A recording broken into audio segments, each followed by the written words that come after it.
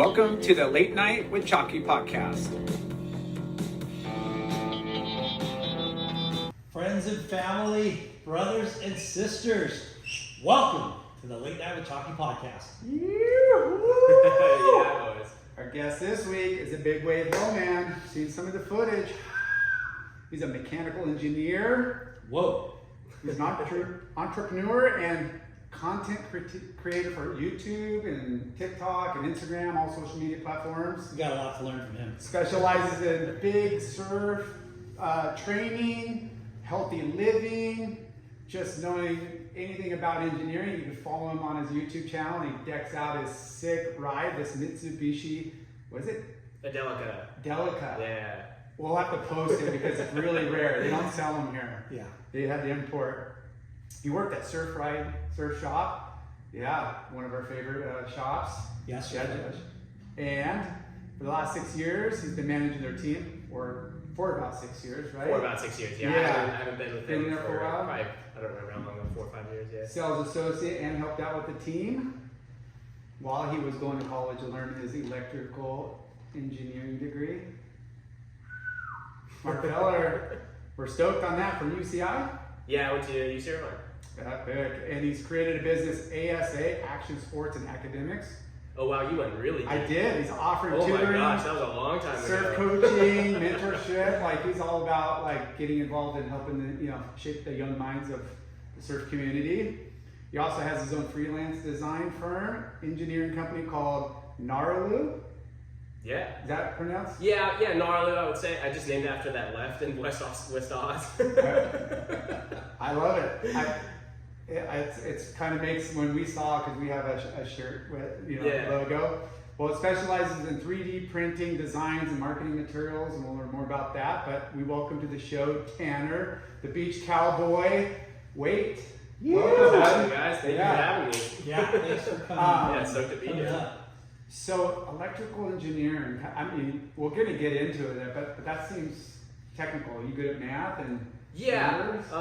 So I studied mechanical engineering. It's close. We ended up studying essentially a broad spectrum of all the different engineering disciplines. So I would say it's quite challenging. I grew up building and racing off-road cars with my dad, so I was always in the desert, always things would break. You have to learn how to fix them on the fly. We built a race truck in our garage, so I was very hands-on from a young age, and it kind of led me down that path and just pushed me towards engineering. I didn't want to be a mechanic.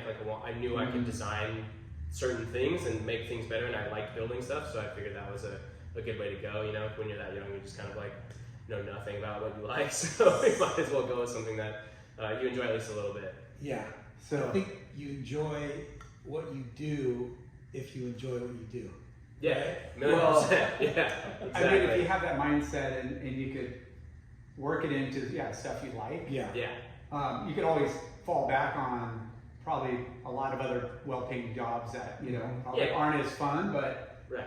it's a good. It seems like a very useful degree. That's what I was trying to get at. Yeah, it's a license to problem solve as well. I get asked questions all the time now that I do surfing and social media, and that whole thing of when are you gonna actually use your degree? And to that same effect, it's it is a license to problem solve. So while I might not be directly using engineering to design stuff all the time, which I do in my free time, especially parts of the Delica, or I'll do random side projects for clients, and it just you use it to solve problems pretty much every day. I'm a very logic person. Something's starting to go wrong. It's okay, what is this? How can we fix it? There's processes that you can follow for that, and it's maybe to a fault to some extent. Yeah. It definitely bites me in the ass sometimes. Go down a rabbit hole and go down. Yeah.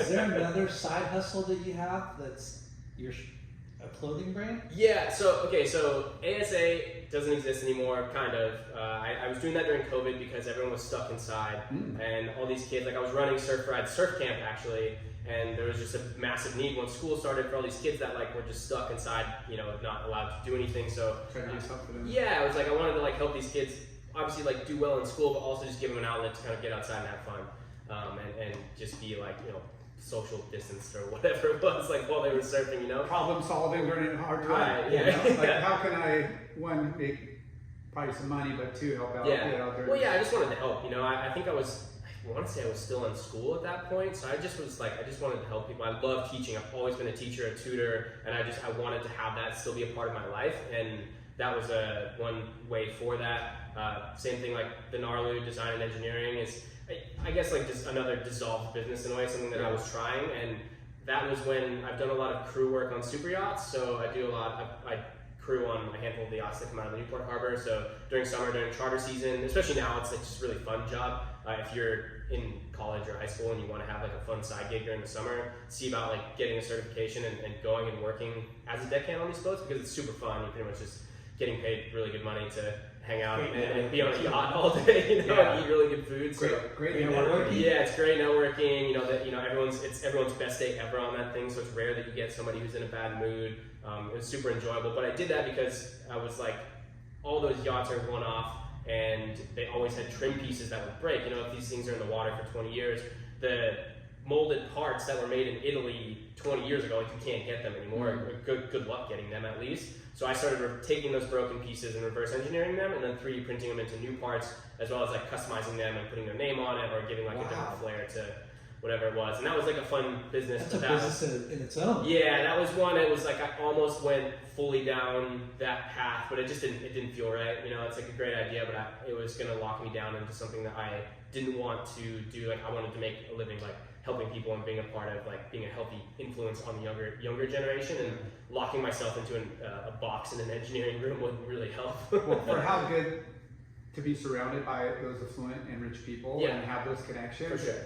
It also means the expectations of service and time and management, you're just on a whole another level of. And we're gonna get into what you're doing today. Yeah.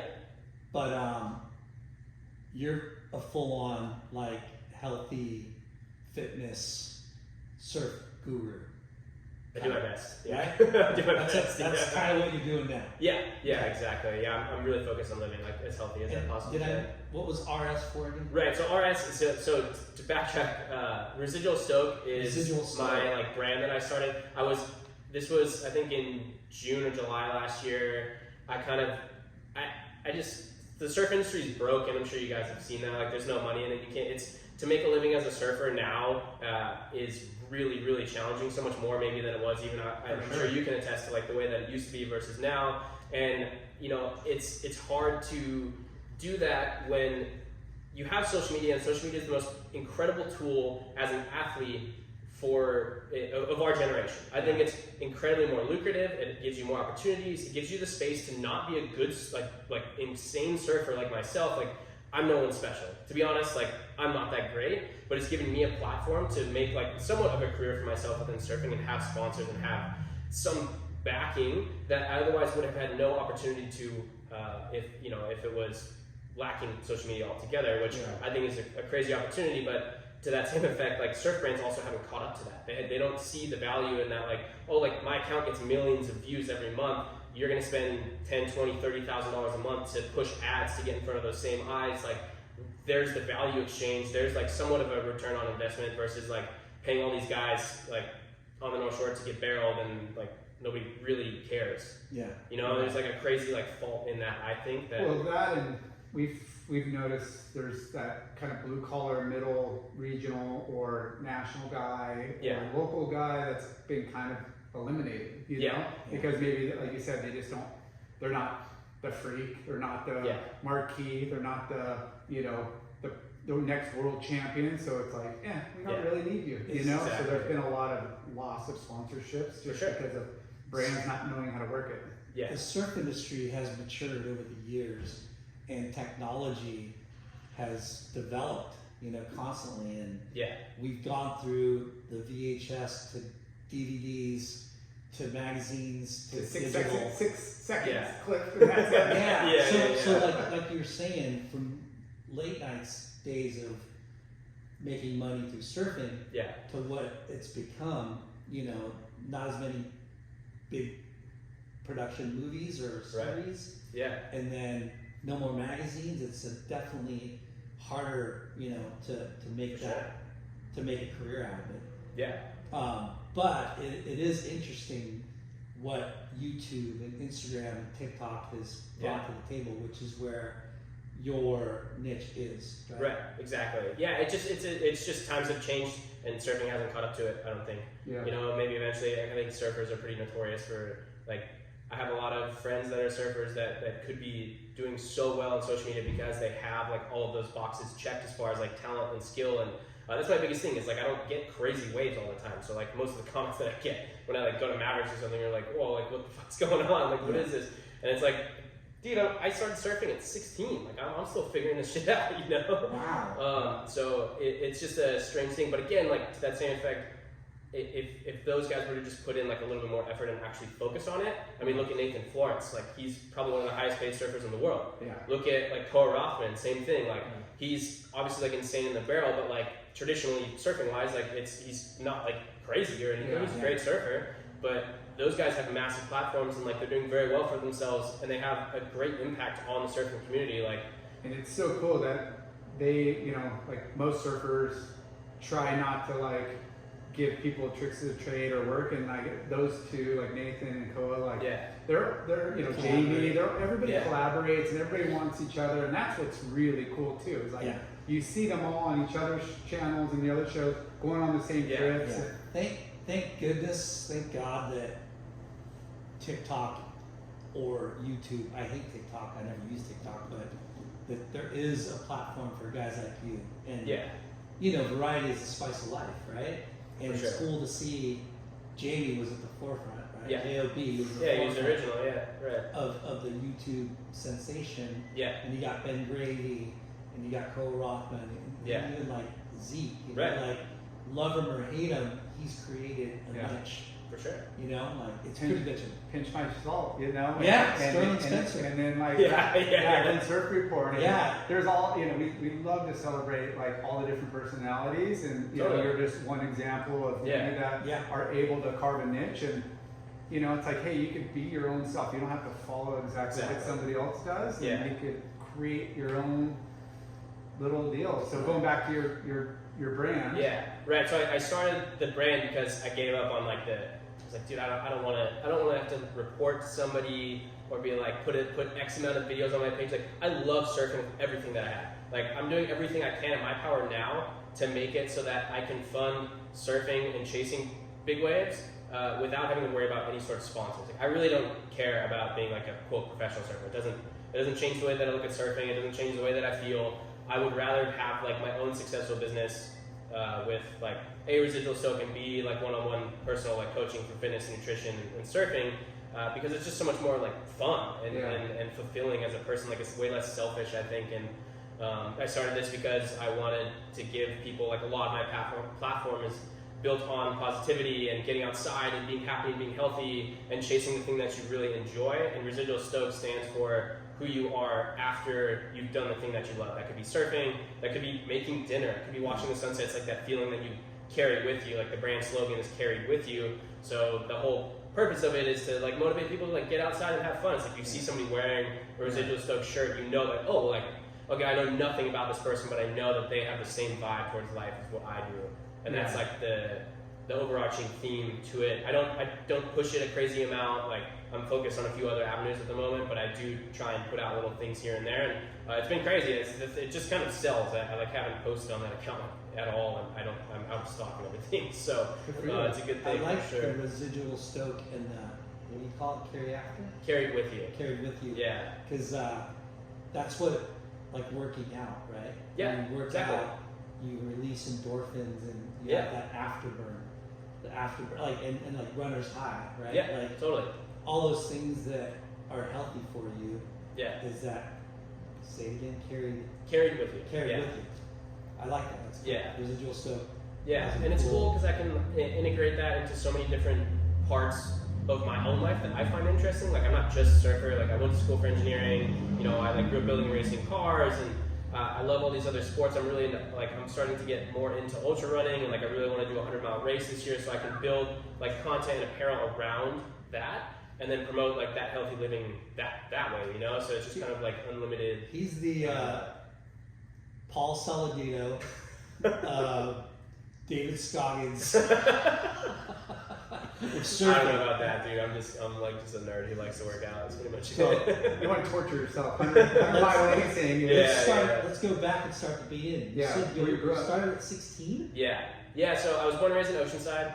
I lived a very like normal lower middle class life. My dad's a contractor, works. I swear I've like almost never seen him take a day off. Like painter. My mom was a teacher, and yeah, I grew up living like basic normal life. I was pretty much afraid of everything. I have horrible vision, you know, so I kind of like that kept me away from the ocean for a very long time because I didn't have contacts and I can't see anything, dude. You take my contacts out, like useless. I might as well be useless. Was that from a very young age? Like I always had really bad vision. So, you know, is it hereditary?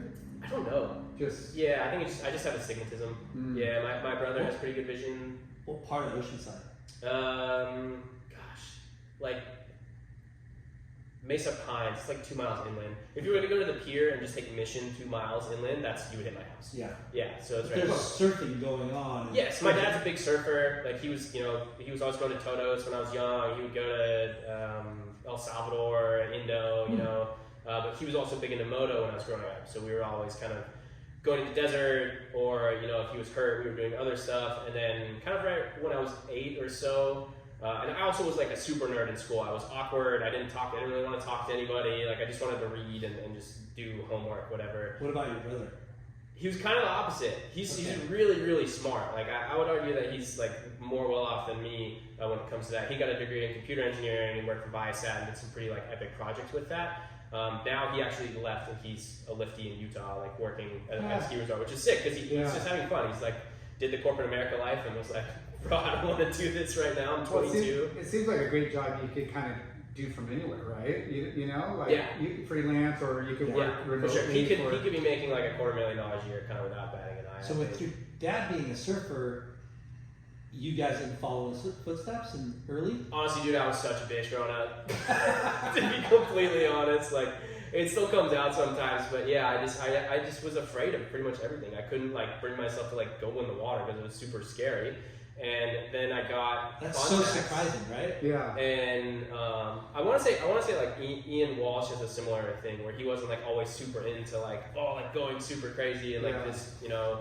But again, I'm pretty reserved when it comes. If you're speaking on big waves, I'm pretty reserved when it comes to that. But like, I just didn't go in the water. I think I got contacts in 5th grade, or would we put me at like 11 or 12. Because they check your eyes at school when you know. I wore glasses. It's just I can wear glasses in the water. No, that's right. Yeah. So and like, it wasn't like, oh, I'm not doing well, I can't see you. Yeah. It's like I had glasses, and you know we couldn't afford to get me glasses to put to wear in the water or whatever. So yeah, that kind of was why. And then 11, 12, I started to get it, and then right around like at the end of 15 or 16, I just got my permit, so I was starting to drive. I had like a mountain bike that I put, and mind you, also at 12, 13, 14, I was a junior counselor at surf camp. I just like almost never surfed. Like I kind of would just do like that sort of thing. Surfing like was not. It was like just those couple weeks, and then I didn't want to go during the school year. It was just it freaked me out too much. Did you do other sports? My dad would have loved for me to be a really good baseball player, but I sucked at baseball. I think maybe vision too. And then, and then, like I played soccer 1 year randomly in high school, right when I first started surfing. And then once I picked up surfing, I just kind of never looked back, and that was it. You know, sport-wise, we were always like, we were snowboarding, or we were going to desert riding motocross, and more outdoors. More outdoors, yeah. I was never like, we were never home any particular weekend. We were always doing something, like going to the desert or going to the river. Yeah, especially with mom that's a teacher, has summers off. Dad's a contractor, could kind of work his schedule. And you were let's go to the desert, the mountains, the lake, wherever. Even though you say you're kind of a bitch, you're still doing like gnarly stuff. You know, moto. Yes and no, that kind of stuff's kind of gnarly. Like for sure. Moto and. Yeah, but if you're going slow, like once you kind of learn how to ride, like I was never like actively trying to go super fast. Like I didn't want to crash. Obviously that crash on a dirt bike sucks. So I was just always I was like going slow and just cruising. Like I just wanted to enjoy it. And what got you into the surf camp? Just my dad would just say we would just go for like a week. One of the guys, I think at that point, John Daniels, I'm sure you guys know him. He was running that surf camp, so he would bring us in, and exactly. So my dad, we would just go for like a week or something, or 2 weeks, and then at one point I was a junior counselor. Again, didn't really surf that much, and it was just like those like few weeks, and then it wasn't like, so I knew how to surf, but surfing like it was not like a part of my life to that Were you effect. skateboarding at all, or? No, skating hurts too much, man. I'll say you guys can have the concrete. I'm good on that one. Yeah. It's even timid, you fall on a skateboard and it hurts. Dude, you could fall going half a mile an hour and break your arm. Like, it's crazy, man.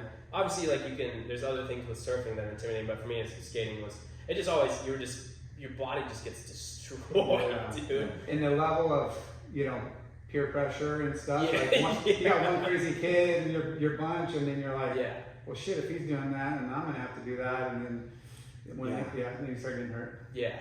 Oceanside a pretty big surf community too. Yeah, definitely. Especially even more so now, I think. For sure. Yeah. Well, absolutely. just on the contests, I mean, outside, I think Huntington and then Oceanside were probably valuable for the most contests in For sure. in a year. Yeah, it seems like it. You go down there and there's, the jetties, the pier, there's something going on like every weekend. USA, SSA. Yeah. So it's definitely, I mean, it's been popular it's definitely a surf city. So for sure. What was the turning point of surfing becoming more of a dedicated? It's funny. No, because I went to Mission Vista. I went to a nerdy high school that was like, I was one of the first graduating classes. I was really small. Did we have a surf team? I don't even remember if we had one. But a few of my friends kind of started going that actually went to different high schools, and I just ended up riding my mountain bike there from my house with a PVC surf rack that I built with my dad. So I went to Home Depot with him. I don't know how I convinced him to do this, but we built a surf rack for the bike, PVC pipes for like $20 or something. It barely worked. I mean, I can't believe it didn't break actually. Yeah. And I just started riding down. To be honest, I don't really have there's one wave in my head that sticks out a lot. That was when I was a little bit younger than that. That kind of gave me, that was my first real feeling of riding like an open face wave and kind of sparking a conversation. You're like, whoa, this is surreal. This is something that you can't describe to anybody else. And I ended up just moving that direction. And what was your first board? Gosh, my first, I think it was, I want to say it was a 510, fully banana rocker, glass on fins. It was one of John's old boards. I wonder if we still have it. I wish we still did. I don't know where it would have gone. But glass on fins. It was a legit Uncle Mike. And that was the first one that I kind of really started riding. And then as time would go on. What's Uncle Mike? I think he's the guy who shapes for CI now. Okay. Michael Walter. Okay. Yeah, Michael Walter. From Oceanside, or? I don't know. I don't know. I know I'm almost positive he shapes for Channel Islands now. You guys, I'm sure in the comments could correct me if I'm wrong, but that was the first board. The second board I got was also from John, another used board. It was a New Creations, Scott Racebeck. He's one of Lost shapers and makes incredible boards himself. And then my first real custom board was a Chemistry. Chemistry. Nice. Yeah. Bennett, local. Yeah. Born and bred. It was kind of like destined, meant to be, born and raised in Oceanside. I could walk to the factory from my house, and it was my dad had seen them grow up, and then they had watched me grow up. And I never had been into surfing. And then I think this was like a year into when I first got into surfing. I want to say I was 16, maybe 17, pre-surf ride. But we went to El Salvador. My dad took me to El Salvador for my first surf trip. And I think, gosh, how long ago was that? Was it 13 years ago? 12 or 13 years ago, El Salvador was still pretty sketchy. Yeah. The first day that we were there, and we went to go surf Punta Roca, we almost got there, and then another car drove past us, yelled something at our driver, and apparently there was a gang shooting happening on the beach there. So then obviously we didn't surf there, ended up going and surfing somewhere else. That was my first introduction to surf trips remotely, to a third world country. And that was such an eye-opening thing, and that's when I met Brian Perez. And you met Brian Perez on that trip? Yeah, on that trip, we became kind of friends. Brian lived with us for probably a cumulative total of a year. No way! He came up and lived with our family. Yeah, he's my brother, 100%. I'd do anything for that guy, for sure. You know who that is? Yeah. I went Pink to Panther. The Pink Panther. Yeah. I went to El Salvador. They're closed. Oh, sorry. Called them the gas leak. Oh. Yeah, they said the fryer was working. Okay, yeah, go check it. Sorry. No worries, all good. We definitely don't want a gas leak in there. I went to El Salvador. I don't even know, maybe 2000, 2001. Yeah, like that's somewhere around gnarly, dude. And peak Civil War. Yeah, and we had a kind of a blacked out van similar to yours. Everything inside, no surfboards outside, like blacked out. And is that what Tom Carey was? Yeah, that was Tom Carey and Saxon and Benji. No, Mike Lossness. Oh, sick. Yeah, and anyways, we were on a photo trip, and yeah, it was like we didn't even go to like Punta Rocas. We went like another part of the. Did you go east? We went to like Punta Mingo, Las Flores, those are sick, and some other spots like over in that area. But he's like, we can't bust out a photographer anywhere. Man. We gotta go like somewhere like low key. And there was no surf camps. There was nothing. Yeah. Like we actually had probably stayed about an hour and a half away from Las Flores. That's crazy. And I did a long layover. We had an 8-hour layover in El Salvador. And we all jumped in a van and went to the beach. And this is a long time ago too, maybe like 10 years ago. Mm-hmm. And it wasn't that sketchy, but it was kind of sketchy. Yeah.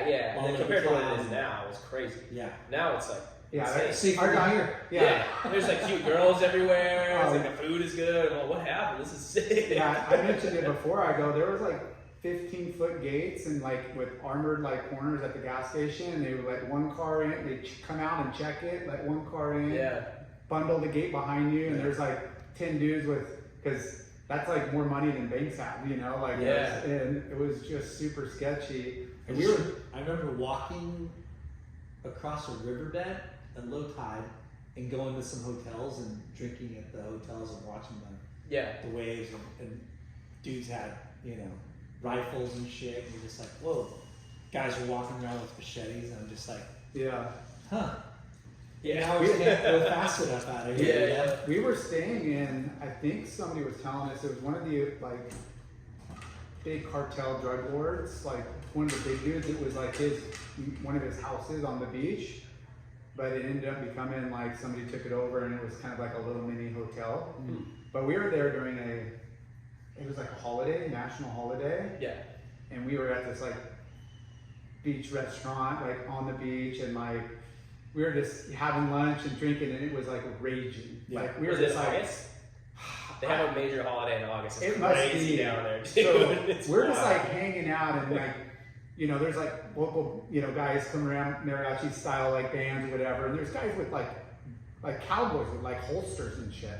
These guys were like so drunk, they're like bang, bang, bang, bang, bang, like shooting in the air. We're just like, what, are we gonna get hit by a stray bullet? They weren't shooting, they were shooting up in the air, and it was like so wild. And we went to this, a St. Simon Jude fair. They had like some like just super ghetto bands like fair, and we're like, we're driving one night, and we're like, let's go check it out.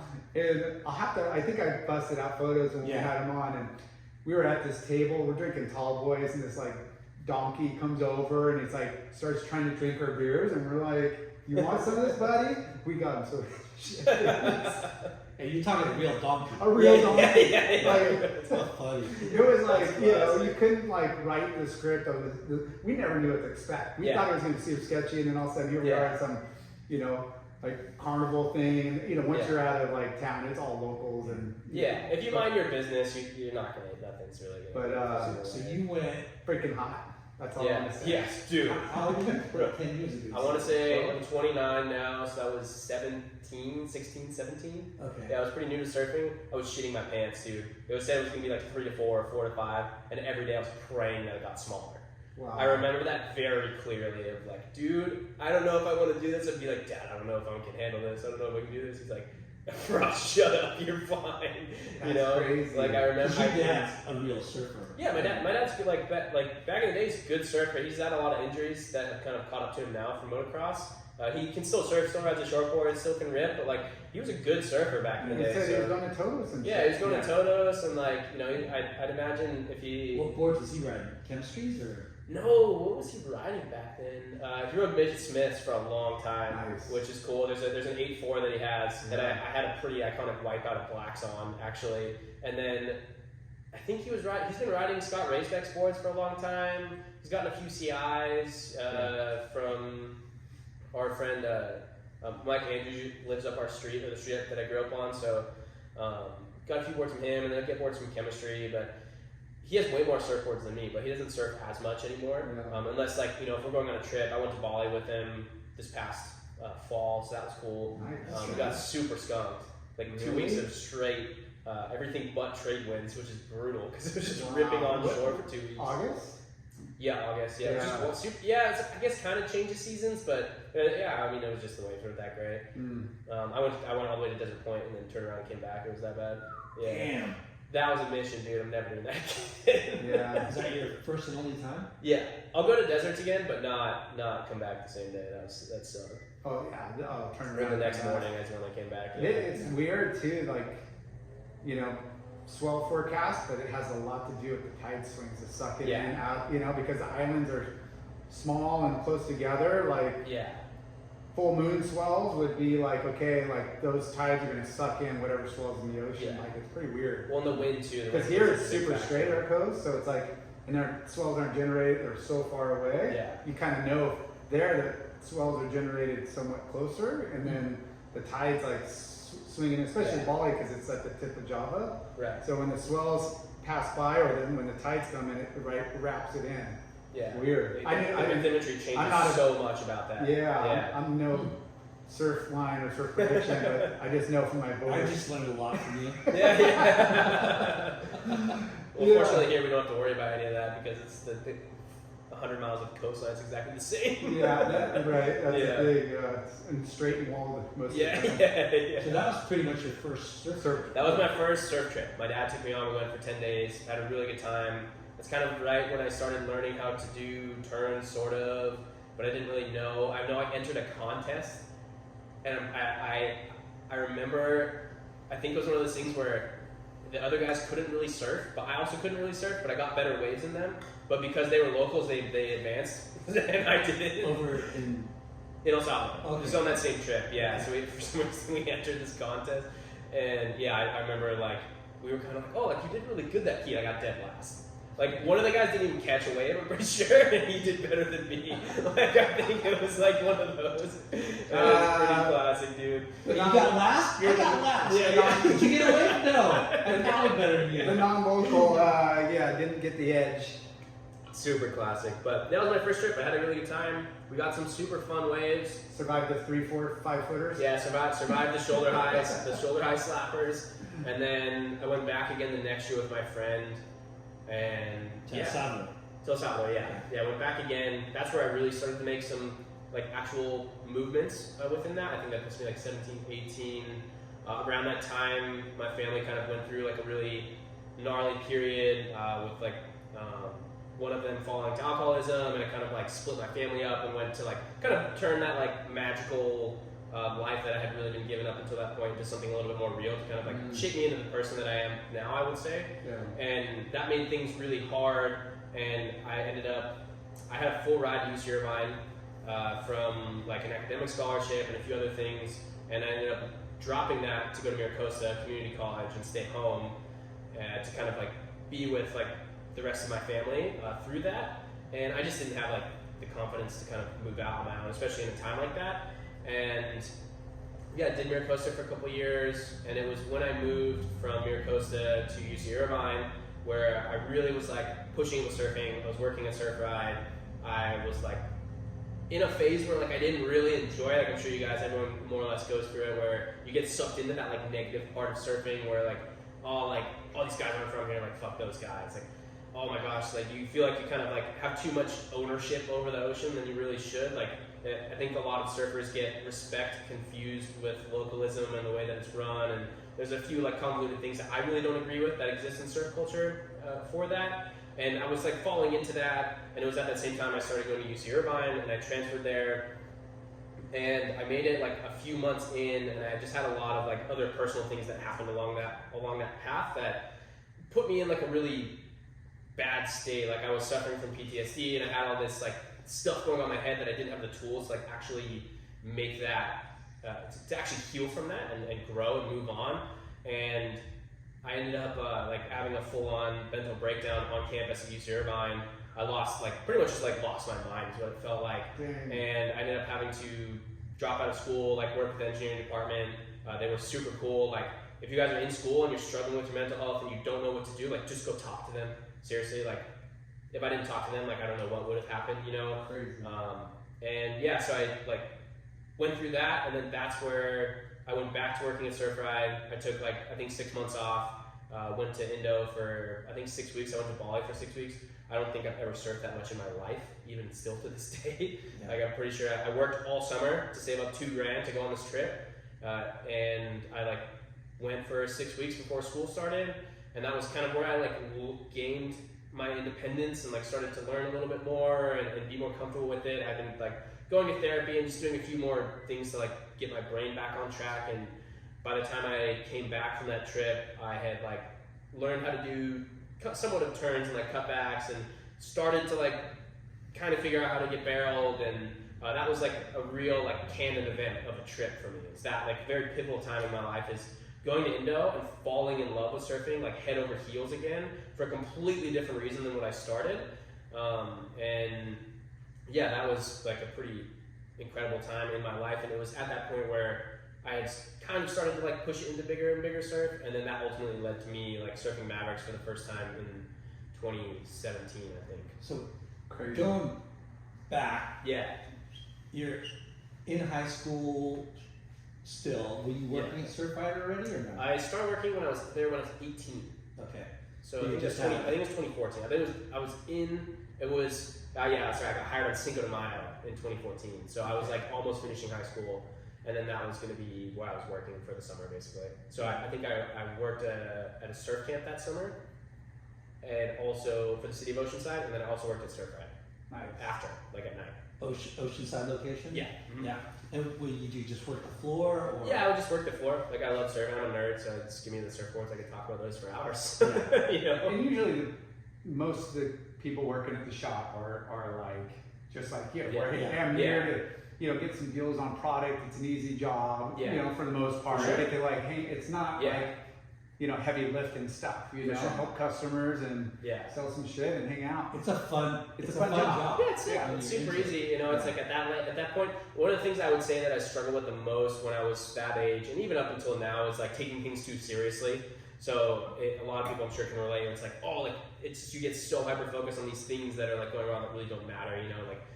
Customers in a bad mood, or something's going wrong with the schedule or something, and it was cool because I also had this I met some of my really good friends that I was very close with for a long time, from working there. Yeah. So we kind of had this cool posse that would surf every day after work or before work or whatever it was. Yeah. And it's I'm not as close with them now, but we still keep in touch. It's just a cool section. Yeah, of you're with like-minded individuals. Yeah, we're just surfing all the time and just make enough to get by. Making minimum wage yeah. and buying burritos and barely able to pay for gas and yeah, it's been that was a really cool time for sure. Where was your spot in Oceanside? North side of the pier for sure. Okay. Yeah, north side of the pier, North Jetty.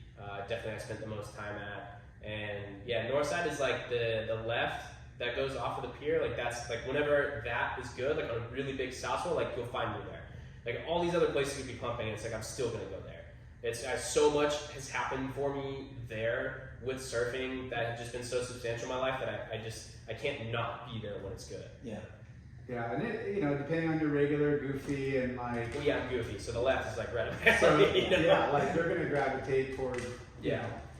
the way you like. For sure. Barrel, Yeah. Runner. And the right's pretty regulated, even still. It's not as much as it was before, but there's Jason Bennett and Chemistry and Chris Abad and John and all these other guys that are there all the time. They run the right when it's good, and now Katie and Timo. Yeah. So I'm you guys can just give me the left, Right's against the grain. Oceanside's fun. There's a lot of good waves all over the place. Yeah, it's fun. There's always a way to surf. North Jetty, This is surf South there Jetty. so much. Always a way to East surf, surf. man. Yeah. Yeah. I remember going there as a kid, and it was, and then, going with my parents and my brother, and then all of a sudden, a few years later, doing again, contests. There were so many contests down there. Yeah. It was kind of Yeah. one of the few beaches you could go down to at least once a week, or once a month, every week. 1 week in a month. Yeah, for sure. Now, you kind of talked about like localism and getting sucked into that mentality a little bit, for sure. Which totally happens. Yeah, 100%. If that's all you see, it's like what you see is kind of what you turn into, right? Who you are, like who you surround yourself with, is kind of who you become. Yeah. Well, there's a hierarchy based on age, for sure. status. Yeah. There's a hierarchy based on your talent, your ability, Definitely. and there's a hierarchy on if you just surf there every single Yeah. like you can be the old salty dog that's been here 50 years and everybody knows, and then there's the guy that surfs there every day and maybe he's not that great, but he's like, well, he's here every day, so whatever. And then there's the ones that rip, and then they get, so they're Oceanside is like full of character. Oh my gosh, yeah. There's a lot of eclectic people. It's like Huntington's got a lot of character. Yeah, for sure. But Oceanside could probably match it. You know what I mean? For sure. And it's funny, my brother-in-law, you might have had run-ins with him, Steven Back. You know who that is? Oh yeah, I know Steven. Yeah. So he's your brother-in-law? Yeah, that's my brother-in-law. That's crazy. Yeah. That guy drinks a lot of beer, man. He's hilarious. He's hilarious and he's cool. Yeah. Dude, he's just stoked. And he's like still freaking just surfing a lot. I see him there every day. Music, Every time I go to South Jetty, he's there. Shout out to Secret Suede Denim Police. That's his band. Oh yeah, with Mark McGinnis and Mark McCool. Yeah. Mark fixes my boards. So. Oh, nice. Yeah, he's always telling me about the concerts whenever I go there to get my stuff fixed.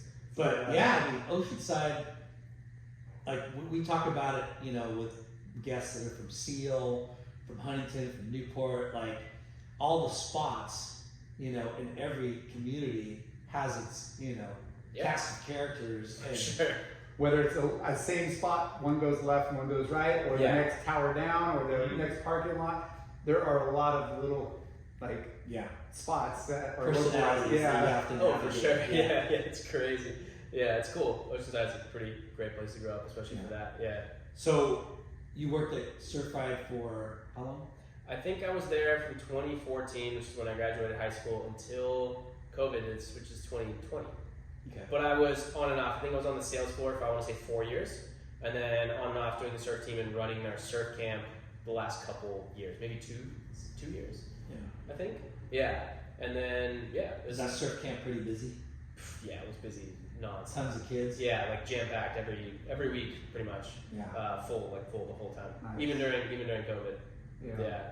Which was cool to see. It was nice to have the kids get outside and get some sun, It's probably a lot better than sitting inside. And you did good in school, you said? Yeah. I really enjoyed school. I don't remember what my GPA was, but I got pretty much all A's and some B's. What was your first ever job? Surfrider? Or? My first ever job was scraping paint for my dad. Oh, cool. Yeah. So I've been scraping paint since I was 10. That's I don't know if that's really a job. It's more just like a chore. Like you're paid. No, Are you getting paid? Yeah. Whoa. Okay, so here's the thing. This was. I don't know if my dad's gonna listen to this or not. I remember so many times when he's like, "Oh, you want to make $100 today?" Yeah. He's like, "We're going outside. You want to make $100?" And I'd be like, "Yeah, for sure." Back then, $100 is like $300 now, And I was like, "Yeah, dude, for sure. I want to make $100." And at the end of the day, I'd be like, "Oh, when can I get paid?" He's all, "Oh, let's take it out of what you owe me." Yeah. Every time. I think it happened 4 or 5 times. Because I think he was really trying to burn into me. He's like, here's the value in learning skills, learning how to swing a hammer, learn how to paint, learn how to do all this stuff, learn how to fix the things that break. Yeah. So you either know how not to get ripped off when you need help, or you can actually do it yourself. But also, don't like it too much. Because he knew that he knew that he was limited in what he could do as far as with what his goals were by being a painter and a contractor, and he didn't want to scale his business in a crazy way because he enjoyed working by himself. But he wanted to give me the opportunity to go and get a well-paying job. It's pretty easy for me to go walk in and get paid $100,000 or $150,000 a year as a mechanical engineer. You can work yourself up to that pretty quickly. Yeah. So that was what he saw. He always knew that that's kind of where he wanted to push it, because he didn't want it to me to go down that same path. But to that same effect, being a painter or contractor is insane. Yeah. I think that people don't get as much credit as they should. Which to me, those trades are going to be so important. Yeah, it's Because crazy. the younger generation, I don't know. They're entitled and they're not. They can't fix anything. So and so online and this social media this and they just have fun and they're just partying and they make money and it's like this fake facade of like reality, and then like the trades are you could be an independent contractor. You could scale, have people under you. It depends on your ambitions and like. Well, the boats I work on is people who started construction businesses. Yeah. Like 50% of the boats that I work on, it's this guy owns this construction company. They build whatever commercial. Yeah. Like the trades are so underrated, and I wish more people would like get to that. Yeah. Sorry, phone. Nobody's here. No, can't take your order. Yeah. Thank you, Heather and Northside Cafe. Yeah. Hot spot in HB. Yeah. It's all right. It's part of the no, it's all right. Yeah. So you worked for your dad. You worked at Surfrider. You went to school. When did you start getting into health and fitness? So my health and fitness journey has been pretty, I would say, standard. Where I obviously loved training, and I got introduced to lifting weights by the guy who taught me how to lift, Wes Collins. He trains pretty much all the up and coming Groms now, from Aaron Brooks and Katie and Sky Brown to myself and a few of the pretty much every young kid that lives in North County works with Wes. He really knows. He's very, very skilled at what he does, and he obviously gets results because he has so many different. He's a fitness coach. Yeah, he's a personal trainer. And then Wes Collins. He does performance.surf is his Instagram, or just Wes Collins Training. And yeah, he's great. I mean, even if you don't surf, he has so many clients that obviously don't surf that he works with. But he first taught me how to lift, I think right when I started, when I was doing, it's funny thinking back at when all this happened because so much has changed. He taught me pretty much all of that, but I still ate horribly. I didn't understand dieting, I didn't understand macros, I knew nothing about what the chemicals in our food can do to you and the importance of not drinking tap water, just all of that. But I love being outside. When I was a kid, when I was young, it was, okay, you're done with your homework, it's you have to go play outside until it gets dark. Yeah. And then you go into bed. I didn't watch TV, I didn't watch movies, I don't even own the TV now. It's just not, I'd rather be outside, to be honest. So I kind of was just built to be outside. It felt like I was raised outside in the desert, and I just kind of ended up going that way. And then it didn't really start to become I didn't become a diehard freak for fitness until a couple years ago.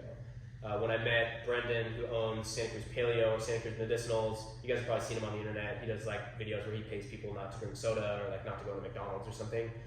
He owns a very, very high quality supplement company where there's no bullshit, there's no fillers, there's no coloring. It's all natural, and you're not going to get cancer if you eat this stuff. Yeah.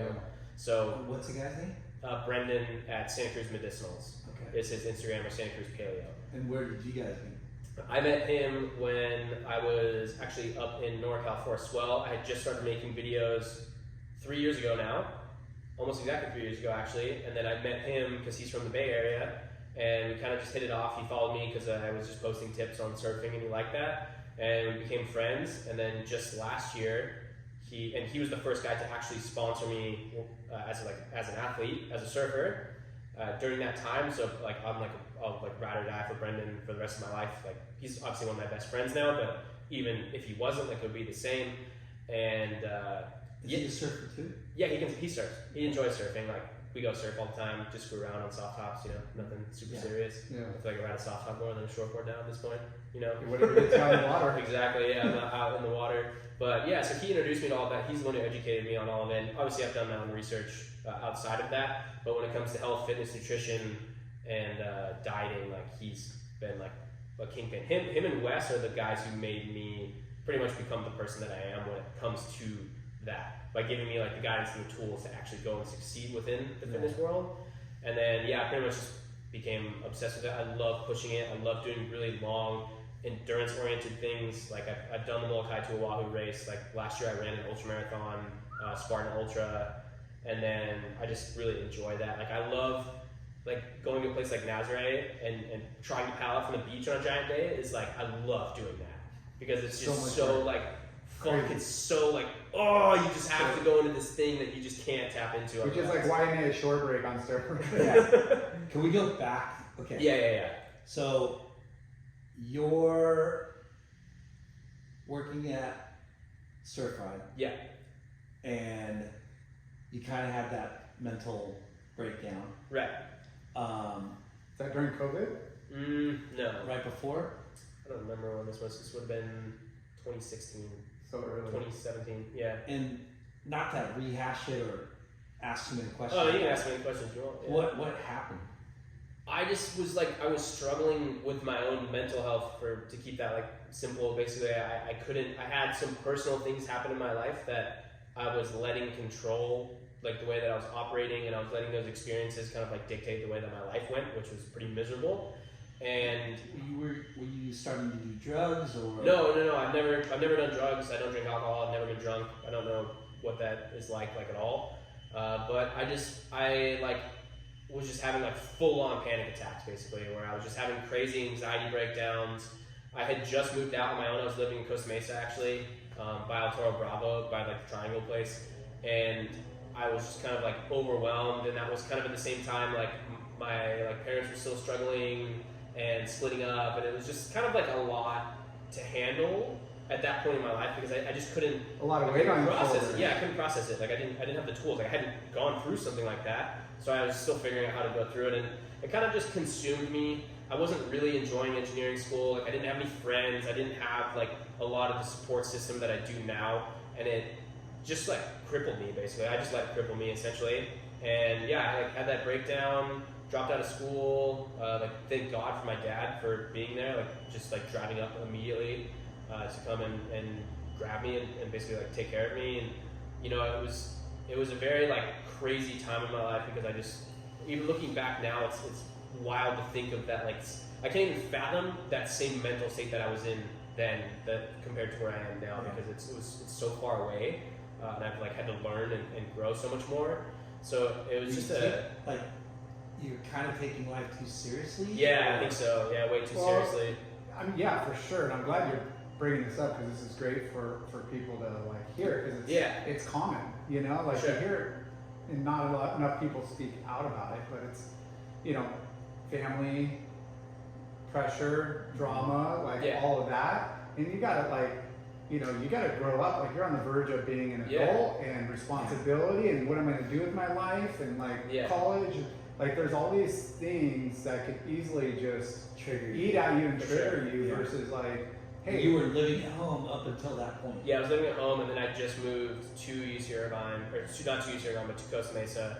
And yeah, I think it was just like a lot like overstim, just so much pressure. I didn't know what was going on. I like didn't really like engineering. I had no friends. It was just, you know, you could just like make the list like as long as you want for like why I could have been unhappy at that point because I just couldn't see anything else. Yeah. You know, I was just like watching watching your family go through something like that, and then also going through your own personal struggles and like dealing with it that way was just I don't know. I just again, it's like I didn't know how to handle it. Like that was just the short answer.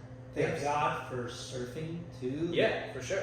Kind of helps, you know, help you not forget about it, but for that 2 hours or hour session, you release those endorphins. But at that same effect, that was at that point where I was really struggling mentally with surfing because I was so like I wanted so bad to be better, and then I also had like the localism mindset, and I just had this thing of just like like surfing like wasn't fun. Like you see those guys surfing, and it's just like surfing's miserable for them.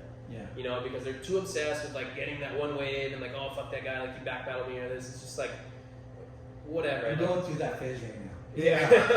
Well, and you mentioned going on that 6-week trip to Indo or whatever, and you know, warm water. It's the most unbelievable surf, and you know, and part of traveling. I mean, your point. You know, you go to Bali because you want to catch good waves and you know be in warm water and check all those surf boxes. But traveling in general, you know, forces you to mature and grow up as well. Like kind of forces you to be independent. And you know, in a place like that, it's real easy to like live with like little to no means and be fulfilled.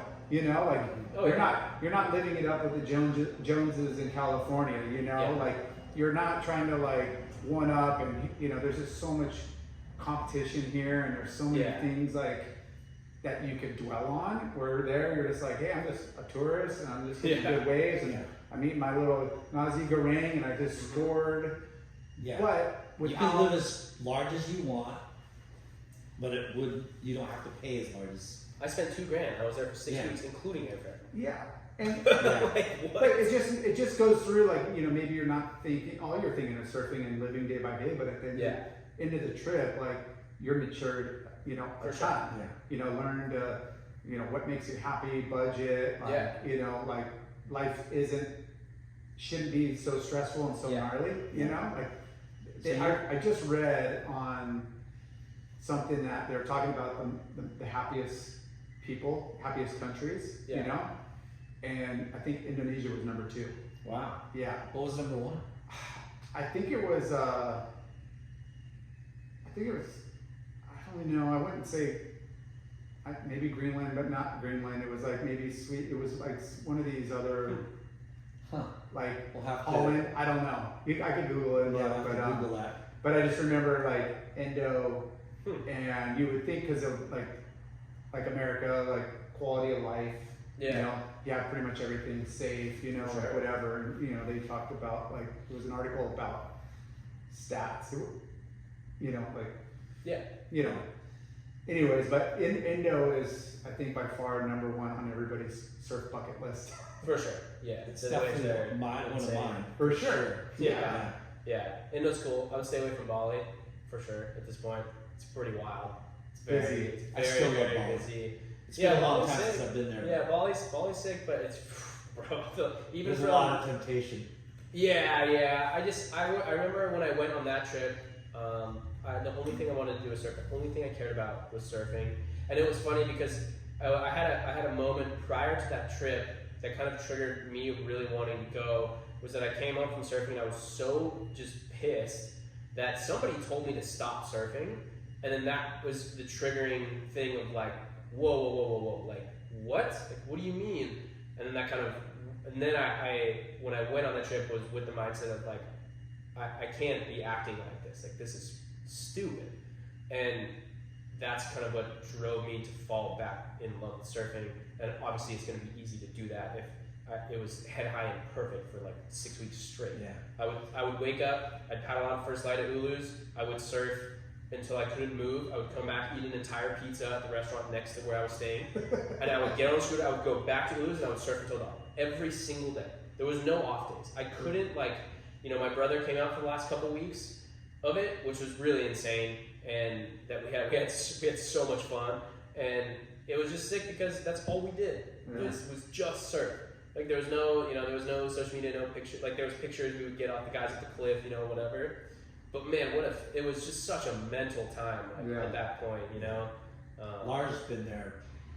Yeah. I've been there four or 5 times. Okay. And Uluwatu is amazing, but there's so many. Yeah, there's so many waves. Yeah. But Uluwatu is just and racetrack.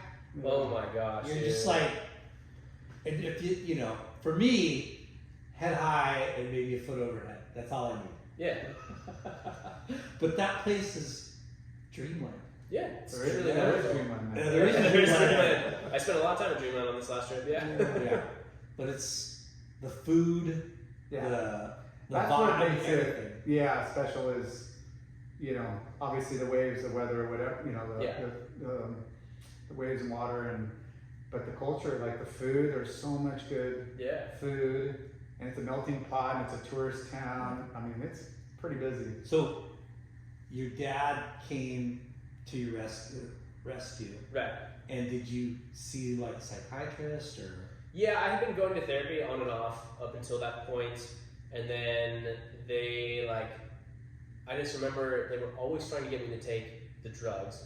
And I remember saying no. Like that was always a firm no from the very beginning. Yeah. Like I think those are completely wasteful when it comes to honestly, after going through it now, it's like, dude, like at some point, like you really just gotta like suck it up and just talk through it and go through the emotions they need to go through to like get over that hill. Yeah. You know, to get that you don't need the drugs, you don't need any of that. Yeah, a coping mechanism that's probably you don't need a gonna Band-Aid. catch up to you later and Yeah. cause more problems. You Or need a healthy side effects. lifestyle, you need good friends, you need things that you have to earn. Like it's hard. It's really fucking hard. Yeah. And you have to go through that because it's not worth it. It wouldn't be worth There's it. no if it was shortcuts. easy. Yeah, there's no shortcuts. You have to go through it. So yeah, I remember like going to therapy and going through that, and then like going to school and finishing out basically kind of like without you know, any sort of like hiccups or anything after that. You started gaining happiness through accomplishing.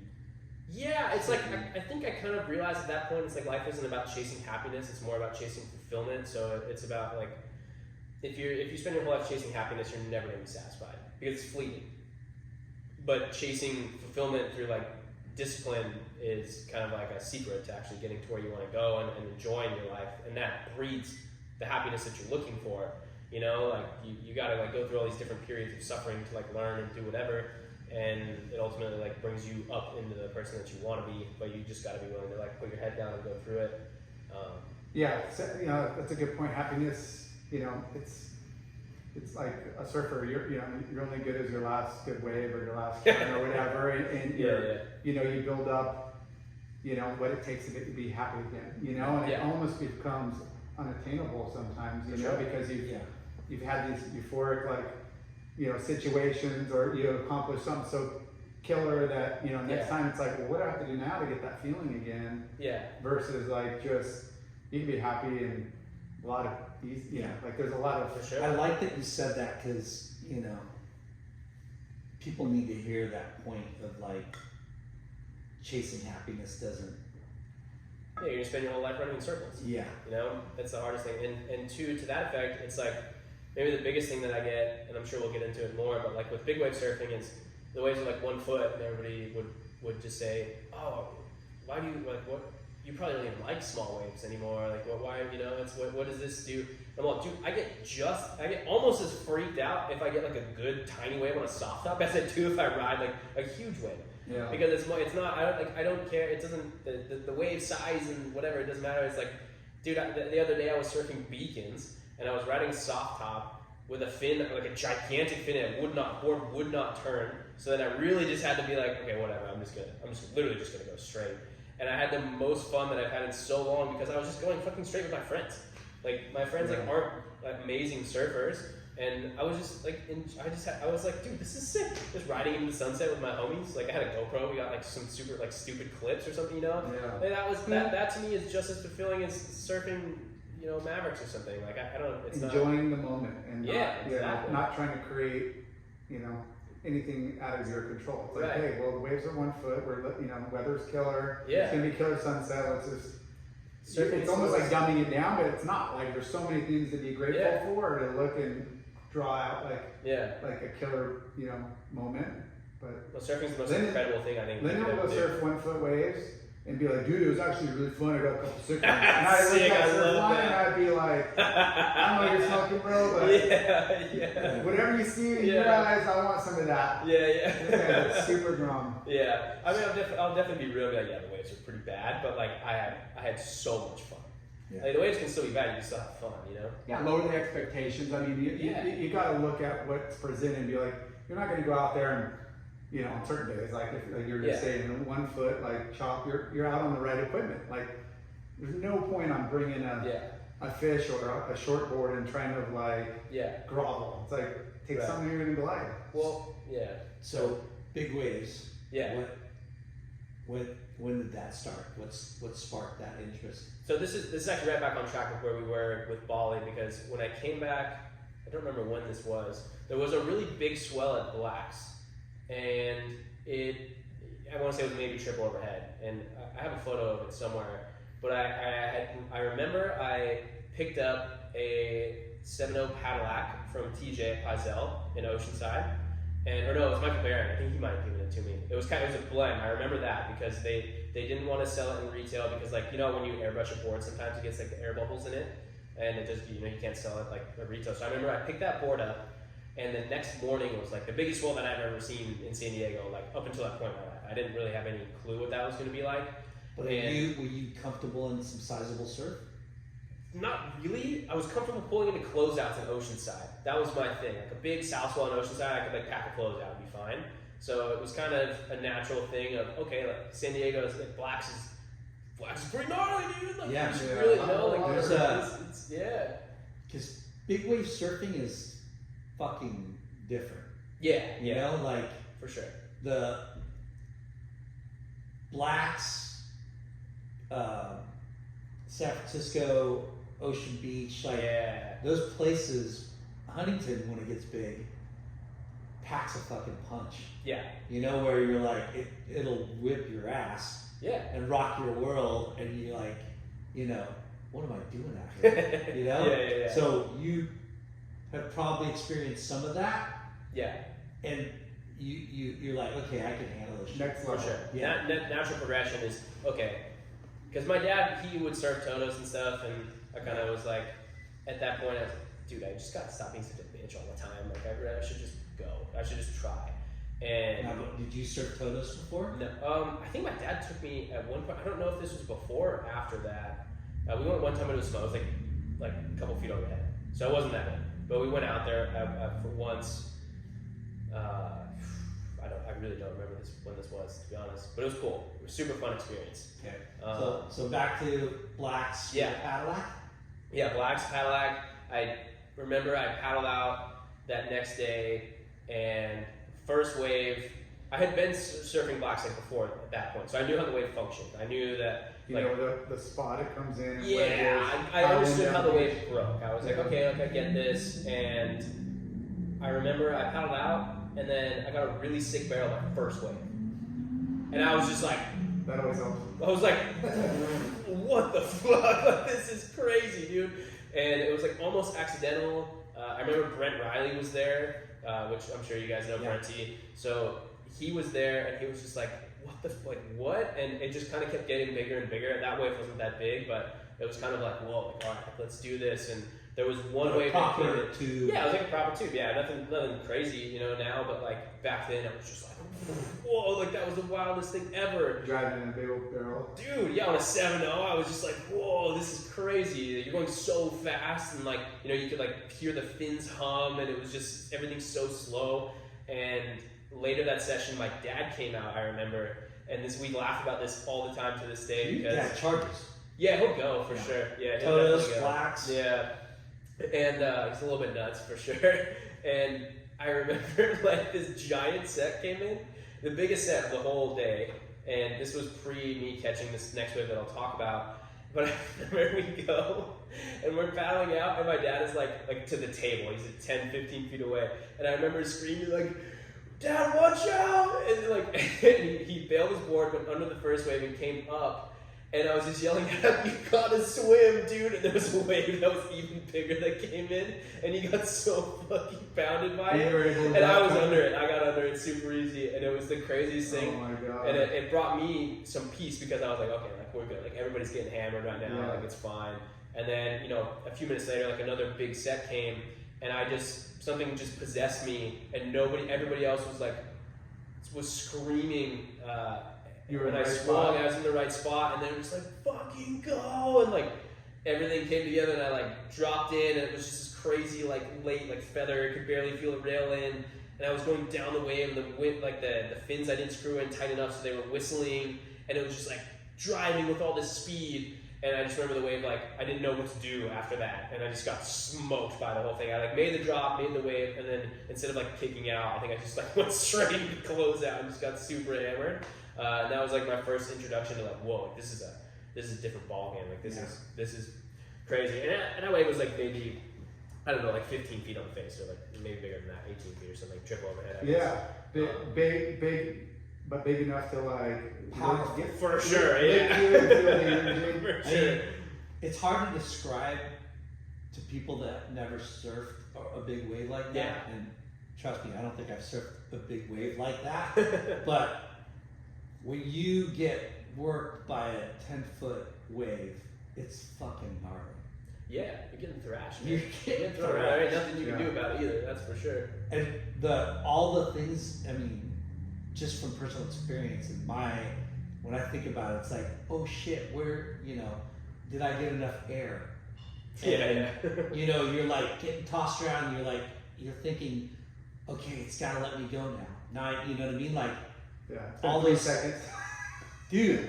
And you're like, oh shit, where's my board? And then, oh shit, can I get back out before the next set? Yeah. Like all those things. Am I gonna pop up? Is there gonna be one? There's one behind it. It's like, is there another guy paddling? You have to worry about a board hitting me. You got a lot of time to think. It seems like it's a dynamic situation. That's for sure. Yeah.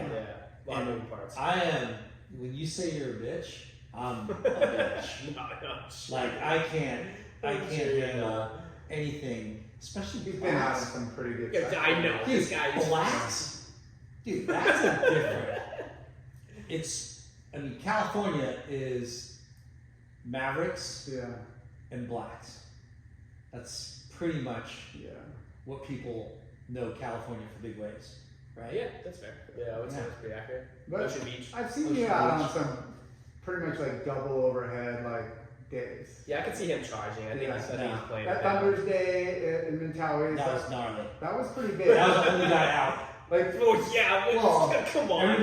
Everyone surfed before me, and then everyone. I cut my foot a day before, and I had it glued, and we pulled up at Thunder's, and it was decent size, and everybody went out, and I'm sitting there, I'm like, fuck, man.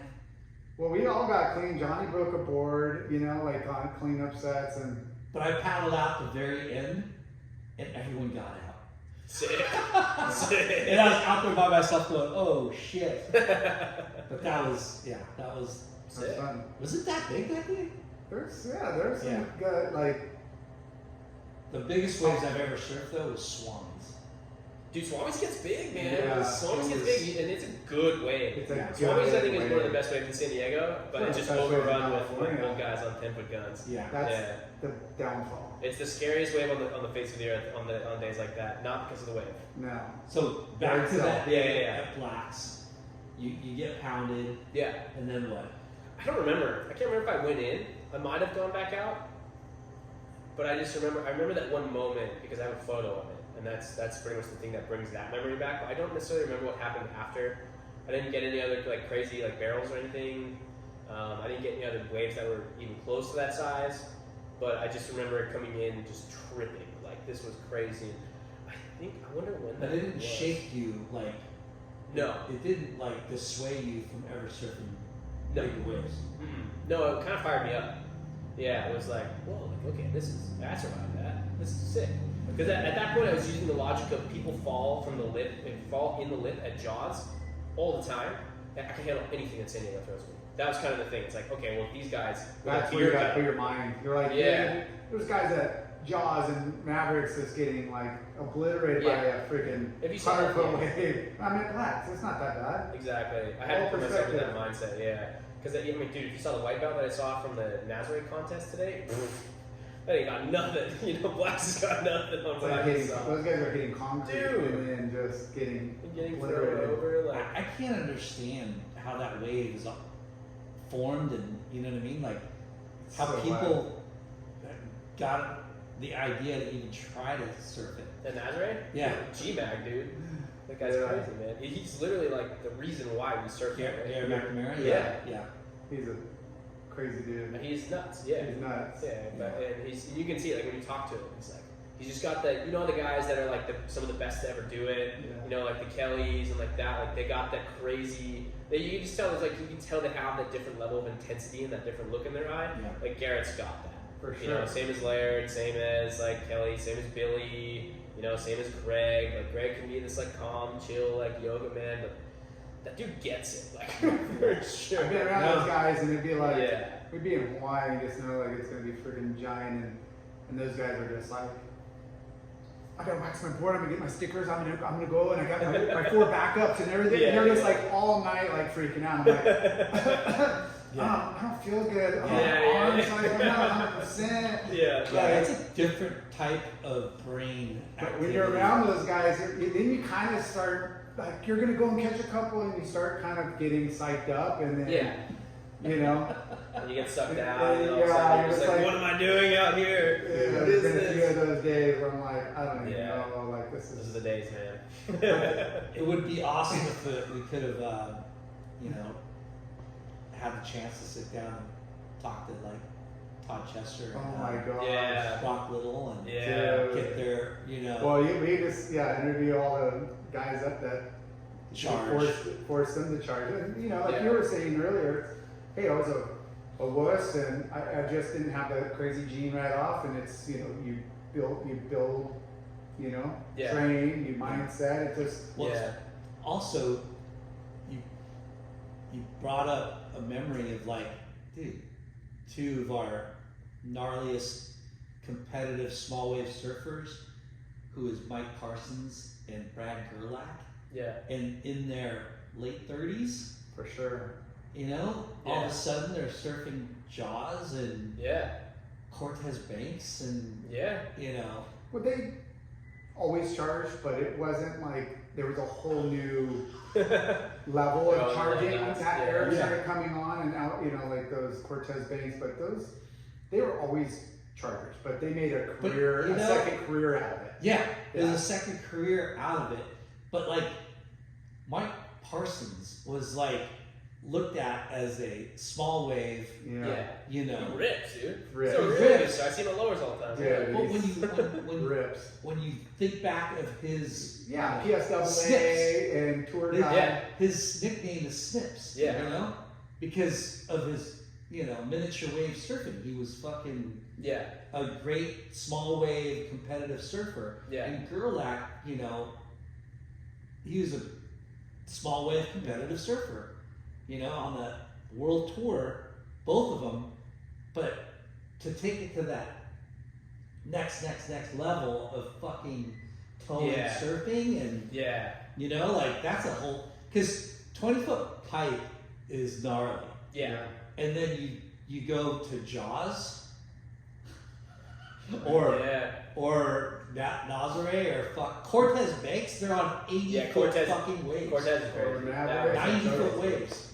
But there's photos of Parsons in like the early mid '80s at Toto's. Yeah. You know, like body glove just charging. You know. Yeah. But going back, it wasn't like a thing because these guys were tour surfers and they're professional surfers, and there wasn't. If you're a big wave surfer, it was kind of like not really exposed, I guess, to an extent like that it got later when those guys and everybody else started. So blacks, Yeah. and then you get comfortable in sizable stuff. Then Yeah. And then I think, dude, I just went straight to Mavs after that. I'm not even kidding. It's the stupidest Blacks to thing. Mavs. I get DM'd all the time. Oh, how do I get into big waves? I'm like, don't do what I did. Like, this is a horrible thing to do. Like, go to Ocean Beach, spend a winter there. You know, like, go just get fucking destroyed for hours and hours if you want to like go and surf a wave like that. Mavs is the craziest, scariest wave in the world, dude. Like, Yeah. it's So hard wait, on. so you went from blacks Yeah. straight to So Mavs. I think at that point I had also got a paddock. I got a 10-4 paddock made by from Paizel, and I got linked up with a guy named Tom Bulow through another friend who pretty much he had been surfing Mavericks for a long time. Wasn't a great surfer, but the dude just put his head down and go. You know. So what gives you what idea came in your head? Like, I'm a big wave surfer now? Dude, I don't know, to be honest. Like you I didn't just- work your way up. Like you didn't, like you said, hey, go earn your keep at Ocean Beach and Yeah. try to survive Yeah. that, or even like good And sized you- Totos, which you is watched right around the Mavericks. corner from you. Yeah, kinda. Yeah. But like not really. I just remember I just kind of felt called there. Like there was no like particular thing like I just remember thinking like oh like I want to surf Mavericks. Like that's cool. Yeah. And when I was working at Surfride, and then somebody Pat, who was one of the guys at Quicksilver for like 20 something years, Artukovic? Yeah, Artukovic, yeah. He heard that and then brought me a vest one day. And then I was like, well, shit, I have like a vest and a board and I'm pretty in shape. Like, I'm a decent surfer. Like, I guess, I don't know. And then, yeah, that kind of just like started the conversation. I got introduced to Tom through a mutual friend who had been surfing there. Who is he? Like, is he from Tom Bulow was living in Central California, but he'd been surfing Mavericks with like Jeff for a long time, Jeff Clark. And it ended up, it's like he kind of, and like he was close to Gary Linden to some extent. Gary just hit me up recently to get his number to talk to Tom, because he kind of he's like super low key. Always like, like way under the radar, like just charges. And doesn't really get to surf that much anymore.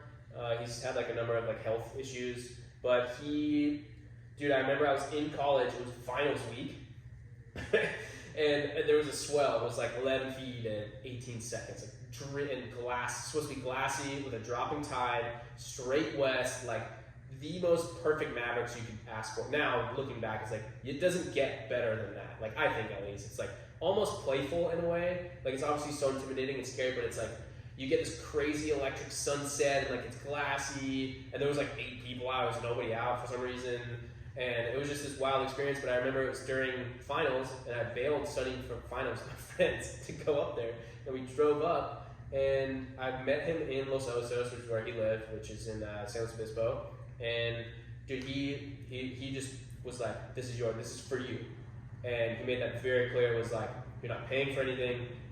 Like he just would not let me be a part of it. He's like, I'm driving you. He's like, I'll paddle you out. He's like, let me introduce you to Jeff Clark.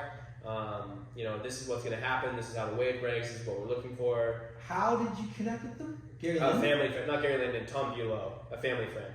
Okay. Yeah, and for this guy to go, okay, I'm going to set this guy up with the guy that is known for Mavericks, Jeff Clark. Like, yeah. I don't know if he set it up, but he introduced me.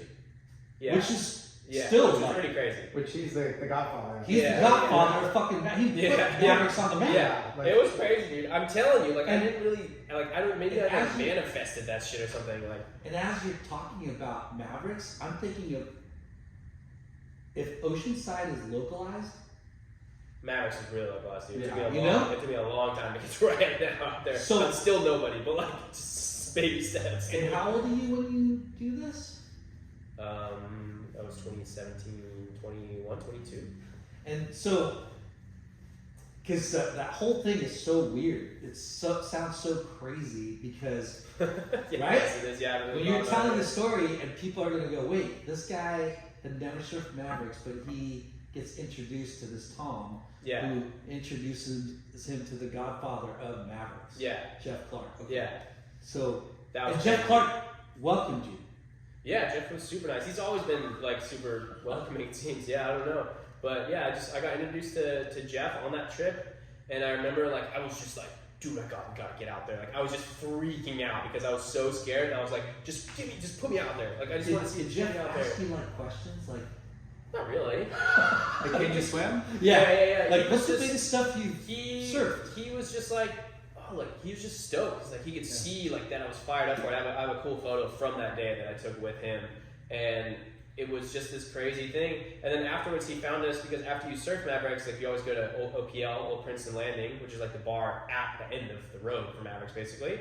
And yeah, everybody goes there and eats or whatever. And then he like went out of his way to come find me and ask how it went, which is wild. What's like the bare minimum size for it to like hit the bowl, like I'm sure it breaks out there, but guys are like, unless it hits like a certain like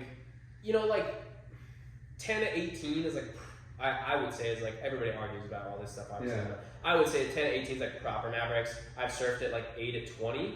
8 to 20 is like for sure breaking. Yeah. It's not huge, but like it's definitely breaking on the bowl. Like you're going over the ledge and it's really gnarly and intense. Yeah. But 10 to 18 is like you'll get proper day of Mavericks. So when you go to Mavericks, describe that day. You get in the harbor, you get in the boat, right? No, we paddle from the beach. You paddle from the beach. Yeah. So, I mean, back then, water safety wasn't really in my thing. in my dialect at that point. Like it wasn't as big as it is now. Now everywhere you go, it's like when I go to Jaws, like I hire water safety. When I go to Nazaré, I can hire water safety. You know, it's like I've been through enough stuff. Like my best friend broke his femur at Jaws the first time that I went, which is another story that we can talk about. But yeah, we just went from the beach in the afternoon. You know, I met another from the beach. Yeah, around. So like Mavericks has rocks that are like very prominent that you partially line up with when you're out there, and then you can either go on the left, which I think is a death wish, but people do it all the time, and I just I value my surfboards, my equipment, and I would rather take a little bit longer and go around the other way and not have to worry about it. And you go out and around these rocks, and some days it'll take you an hour to get through that whitewash. Some days you get let right out. And but yeah, we just went straight out. I don't even think I had to bail my board. Like it was not a crazy day. I think that's why it was so crowded. How big was it? Or so uncrowded. I mean, I don't really remember. It was proper Mavericks, so like it was 11 feet to 18 seconds. Yeah, at least that's maybe 20, 25 feet, like something like that. And you and one other guy paddled out? Yeah, so there was a couple guys I think that were starting to paddle out, but the tide was really high. And when it's that small, Mavericks really doesn't like the tide, but it was dropping really fast. So we got out there, I watched it for a little bit, watched a couple waves break, and Tom was just kind of there, and he was like, whenever you're ready, dude, he's like, there's no pressure, you don't have to. Like, this is the biggest lesson in big wave surfing, is like, you don't have to catch a wave. Like, you want to appreciate surfing and riding waves. Both ways, too? In what way? There's a left and a right to it, right? Well, it's just that one big, it's just a big peak. Yeah. Yeah, so it's just one big slab. It's kind of mostly known for people going right. Yeah. For sure. Yeah, definitely. Every wave has a left. Yeah. Like nobody, You know, there's a lot of waves that you don't want to go left on, that's for sure. But yeah, so I just remember, like, I went out and then I sat, and dude, again, it's just one of those things, I don't even know what was possessing me at that point. But a big set came, everyone else got waves, I was the only one left out there, there was another wave that came straight to me. I swear I barely paddled into it, I like airdropped. I remember sticking and the sound of my board slapping the water when I stuck, and was just like, oh fuck, I'm dead. And just rode out of it going so fast, like faster than I've ever gone in my life, and turning and just seeing Tom like this. And I'm just like, what? And he was freaking out. I was freaking out. He was like, what? Like, so what just happened? You made the bottom turn. I landed a big drop, made the bottom turn, rode the whole way, and kicked out. And then let the whitewater blast you? No, I made it. Wow. Like I fully just like made it. The whitewash was kind of like creeping right behind me. It was like like if you could draw or like make a video of like what it would be like to have the perfect first wave at Mavericks, like I feel like that would be it for me. So how far do you think you? It wasn't like a crazy air drop. It was like maybe like tail dragging and then kind of like, because the board's 10.4. Like it's and now I would never ride a board that big out there unless it's gigantic. And it was just like slap, and then I stuck and was like, holy shit, and like just kept, everything was so slow, and then like just kept going, rode down the whole way. Yeah, just kicked out. We've had the fortune of interviewing Peter Mell. Oh, sick! No way. We've interviewed Sean Dollar. Yeah. Oh, that's really cool. Yeah. Sean's and Skin Dog. Yeah, sick. And so we are familiar with Mavericks. Yeah. But we heard it from these fucking guys. Yeah. That's crazy. We're familiar with their... Well, you guys should definitely go listen to those podcasts. Yeah. You have to. They got a lot more than me, that's for sure. I was sitting, like, Sean Dollard was like, I was so just, wait, what? Like, my hands were clammy, I was sweating. Those guys are fucking crazy. And I was sitting there and I was just listening to his, like, him telling us like what it's like to just get a two-way pull down out there. Bro. And we're just like, and it's like you have to listen to it because I'm definitely gonna find that. It just, you know, he's like, I just turn it off. I just turn off. But your story is different. Yeah. Because you're like a 21-year-old. I'm not trying to. Say whatever you want. You're not gonna hurt my feelings. You're like, you're nobody, right? Yeah, you're for not sure. known for big wave surfing. No, I still don't think I should be. Yeah. You got lucky to be introduced to it without any real, like, you know what I mean? Like, yeah, no, it was crazy. And to hear that, it's so fucking crazy to me that you did it. Yeah. With blind, like, ambition and blind. Yeah. Because it's like, that's a big deal to surf Mavericks. Yeah. You know, I'm sure there's a lot of people that do it, but not that like 0.001.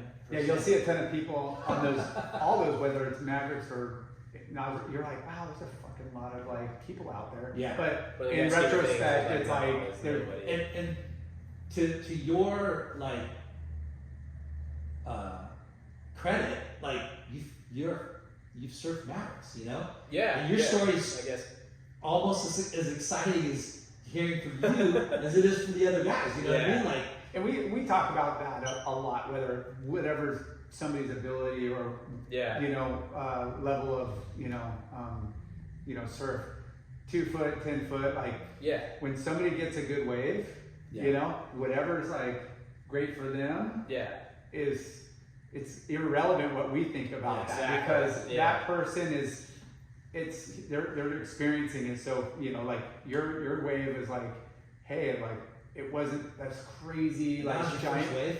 Yeah, but like, it was just like, honestly, like looking back, probably wasn't that crazy, like, you know, of a Mavericks wave, like at all. But that's like what you're saying. But how you're like, that was the fastest I've ever gone. Yeah. And Yeah. like the amount of energy, your board slapping the water. It's crazy, like, man. That feeling is still so wild to me. Like, yeah, it's Did you get worked at all that day? No, I think I caught 3 or 4 waves, dude. I went out and was just like, I could have hung it up right there, dude. Like it was mental, man. So you're like paddle back. You paddle back in all the way too. Right? Well, because you can ride over. The wave's super long. Like people usually just kick out after the first section or the second section. But the way you can ride, I rode my last wave all the way around Mushroom Rock, and you can get most of the way in off of one wave. Yeah. Crazy. Yeah.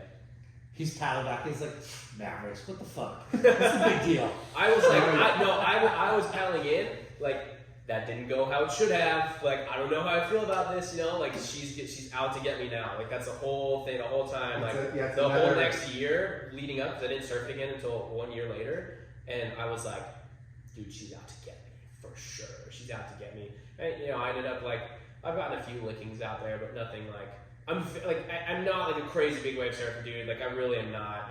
But I take the Greg Long approach.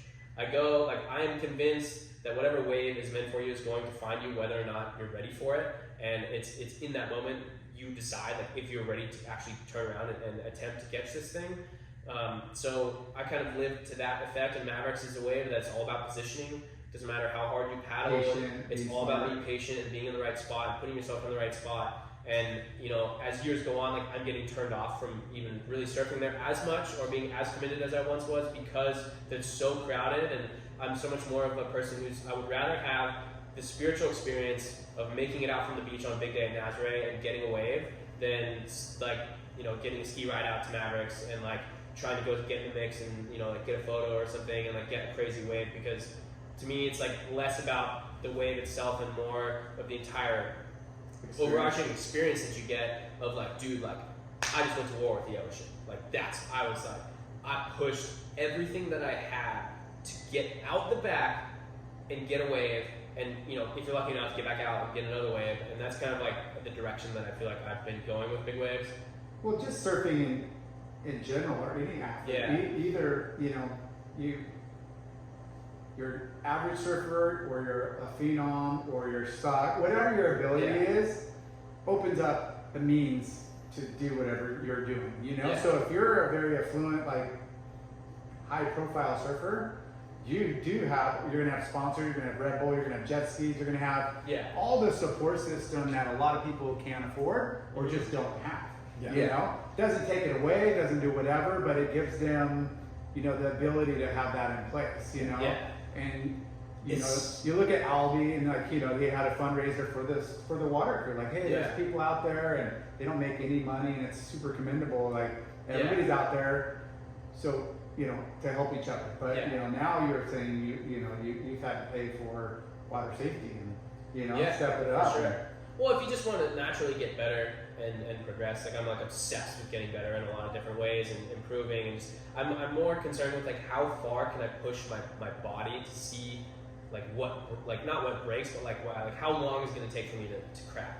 Yeah. You know, and like how far can I really push it? Like I think it's a shame to live a life where you don't push your body to its absolute limit in one effect or another, you know? And I think that's, again, like what led me to fall in love with a place like Nazare is because to paddle Nazare, because I don't really tow surf, like at all. Yeah. So to paddle Nazare, you have to have this different mindset of, it's not like if you get caught inside, it's like how many times you're going to get caught inside. How do I position myself in a way to where I can not only ride a big wave, but not get caught by a bigger one behind it? Because if you get caught there and you don't have safety, dude, your session's done. Yeah. You're on the beach. Sorry.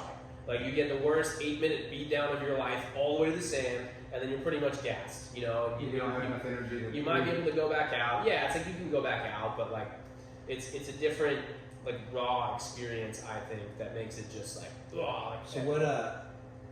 So from Mavericks. Yeah. You had some lickings there. Yes and no, nothing too crazy. Like I've gotten smoked by the whitewash. Nothing like I haven't really gotten caught inside yet. I haven't gotten sucked over. God, I really hope all these don't happen soon. Well, it's just part of natural. I mean, put yourself out there. You plan for it. You gotta listen to Sean Dollar. Yeah, definitely. He describes some stuff that's fucking crazy. These guys are that generation. Crazy. That generation's good. Again, like I'm not that crazy big wave surfer. I'm not anybody special. Those guys are fucking nuts. Where's, obviously you're hooked on Mavericks and you're probably like, hey, that's my, go-to spot when these big swells come. Yeah. Is there like a bucket list? Like, well, maybe Todos is right in my backyard, or hey, like I'm gonna go to Hawaii, or I'm gonna go. Yeah. There's definitely, so I had that, and to me in big wave surfing, it always just the big three. It's like Jaws, Mavericks, Nazare. Those three are like the three most iconic waves in big wave surfing. And I wanted to check that off. And a few years ago, right after I had been creating content for a while, I had a few sponsors and I went to Nazare and checked that off. At Nazare being the last one. But so from Mavericks you went to where? Jaws? Mavericks, I went to Jaws first. And then before Nazare. Okay. And then my first experience at Jaws was absolutely wild. This was, I don't remember when this was. Was it like a quick strike, or you were just going over there for winter for what? No, I was okay. This is where we're at. Okay, so I finished engineering school, and I had been working just kind of tie a bunch of loose ends together. I graduated engineering. I did Mavericks. Went one other time, the following season. Missed the season after that. Graduated college. I had bought a wave runner, a jet ski at that time. I'd set up for water safety. Spent a few swells at Mavericks, got one wave that changed everything about how I viewed big wave surfing, because to be completely honest, that first time that I went there was I just needed to get out of my own head. I was still struggling with all of my things mentally, and it was that level of intensity is what I needed to get out of my own head to stop thinking about whatever was going on, stop having all this crazy anxiety. It's kind of the opposite of what you would expect, I think. But so that's what pushed me there. I had one wave at Mavericks that completely changed the way that I view big wave surfing and how it feels and my pursuit of it. And because up until that point, I wasn't really sure how much I really loved it. I was like, is this still a coping mechanism? Is this still something I'm using to escape, or is this something I thoroughly enjoy? And then I got this one wave on my mom's birthday, and I remember it super clearly because on the ride out was one of the most incredible sunrises that I've ever seen. Electric, blue, purple, orange. I had one of my best friends on the back, and we were going out and on a jet ski. Yeah, on my ski that I had bought. Again, I was just why do I have this jet ski? I don't even know if I like this yet. It was just crazy. Whatever. I worked all summer. Were you sponsored already?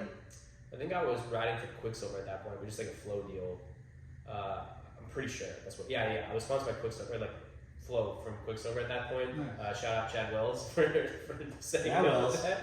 And so I was doing that, and then went out, super electric sunrise. I remember I FaceTimed my mom for her birthday, and it was big and stormy and weird. It was one of those days. There's a few different swells in the water. It's not very organized. It's really easy.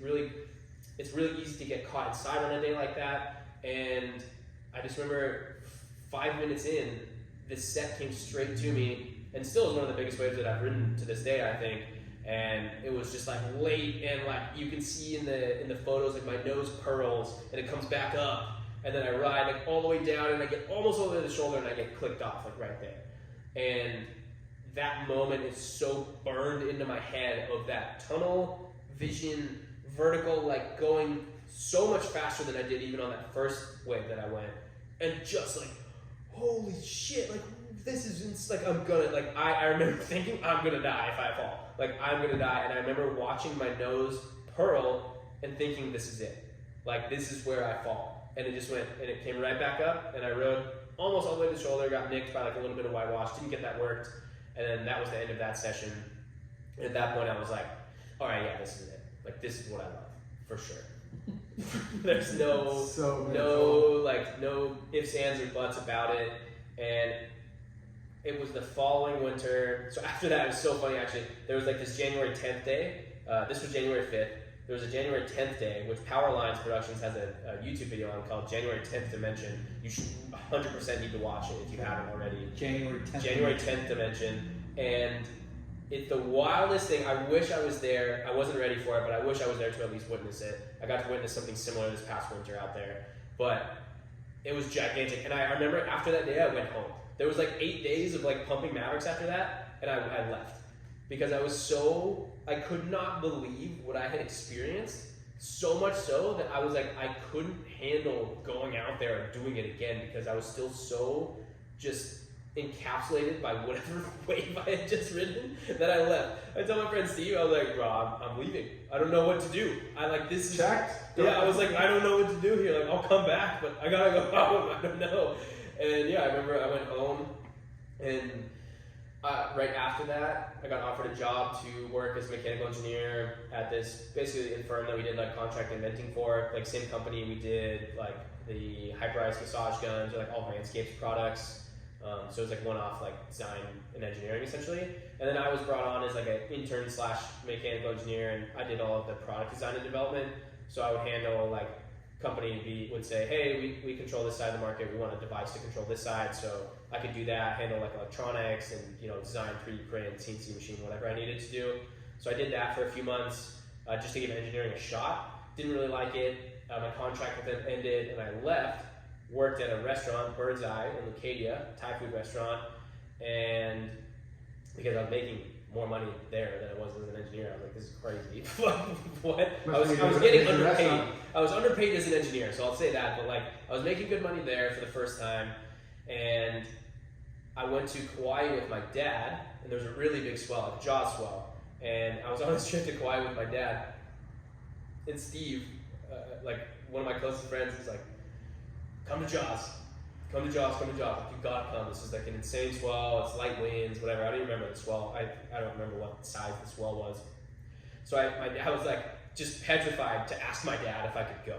Because I was like, dude, like my dad paid for my plane ticket. At least it doesn't look good if I bail on him to go to Jaws. And my dad could feel that and was like, hey, like, just go, dude. Like I'm not gonna, I will not strip that from you. He's like, I know this is what you love. Like go and do it. Like still to this day, he's been like, so. Real quick. Yeah. You didn't surf until you were 16. You weren't that into it. Yeah. And now you're this fucking gnarly surfer that your I dad. just don't think I'm that gnarly. I don't know. But you're a dog. You surf fucking Mavericks, bro. I can't. And now you're surfing Jaws. And was your dad like tripping? Like. Yes and no, but I think he was also crazy. So like to that effect. Like, He's like, you know what I mean? If my body was in check, I'd be out there with you. No, 100%. He asked me now. He's like, because I have a few. Like he has that feeling. Yeah, he's like, I want to do maths, and I'm all, oh, fuck. Was there like one day where you're sitting, after a big day of surfing, even after that day of blacks, like, did he just go, son, like, what happened? Not really. I don't think so. You know what I mean? Like, he's a king of now you man. think about that. Like, I'm thinking about well, he probably wanted you to be a surfer. Yeah, he did for a long time. For the longest time, and then here you are now, exceeding expectations of. I don't know. Yeah, I haven't really thought about that. I don't think so.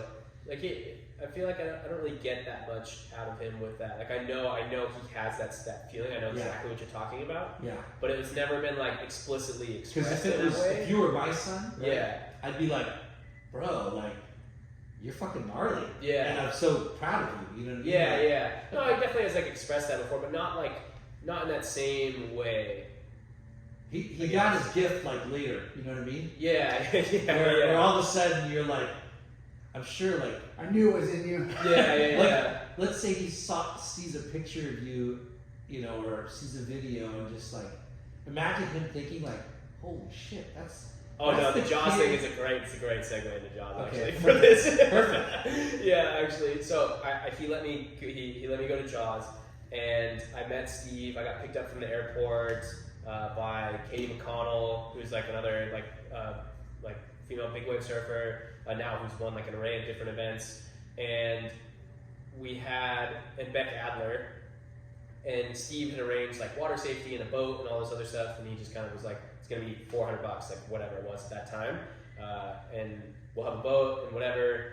And I remember like, dude, jumping off. We were waiting for the swell. Crazy, actually. Now that I think about it, we were waiting for the swell to show up, which is a wild thing to do in Maui because it's so windy, and we were just hoping. You just kind of hope that the wind doesn't come up on a day like that. And I remember going to jump off the rocks, and I was with Beck, and we were like, what the fuck, dude? This is just as gnarly, if not 10 times gnarlier than what everyone says.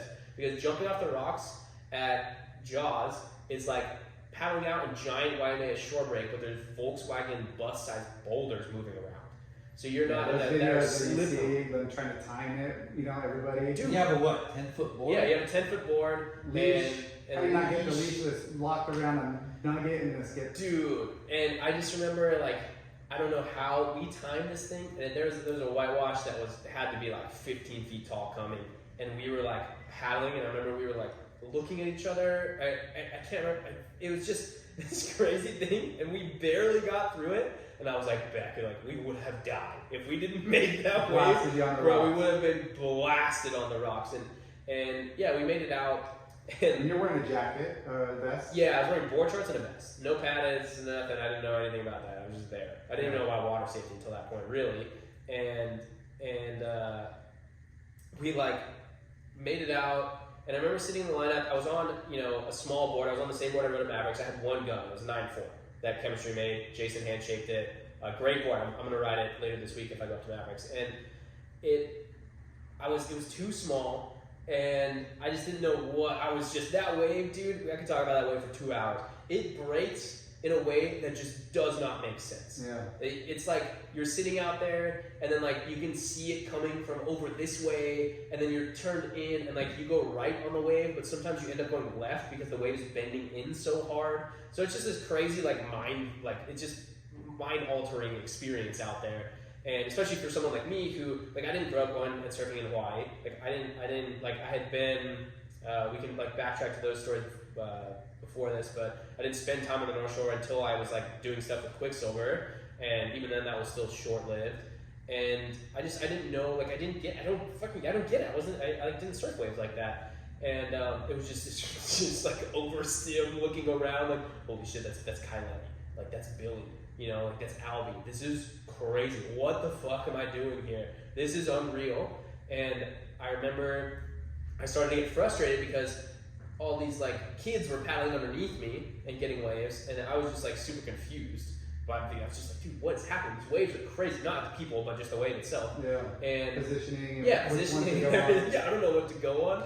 And I went on this wave, and I committed, and I stood up, and everything, I could just hear everything just went silent, and it was just like flying down this thing, and I started to stick it, and if I bent my legs, I would have fucking made it, and I belly flopped basically from like 30 feet up, just straight to my side.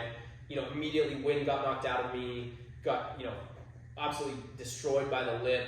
Surfline posted wipeout of the day, like as it happened, and like got super hammered, inflation didn't work, like standard, whatever, like everything goes wrong when it goes wrong.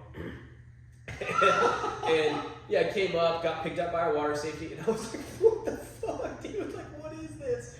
And at that point, kind of just went inside the boat. I couldn't sit up straight. I thought I like collapsed my lung or something, and I couldn't sit up straight, and I was in a bunch of pain, and slowly I kind of got more movement in it. Steve, one of my best friends, got a crazy paddle wave, didn't make it, but has just this photo of this wave. You're just like, oh my gosh, dude, like you paddled into that thing, like it's wild.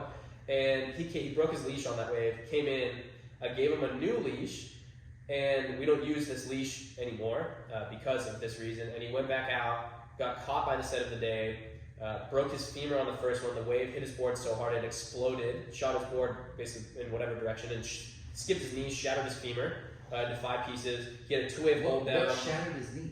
The leash.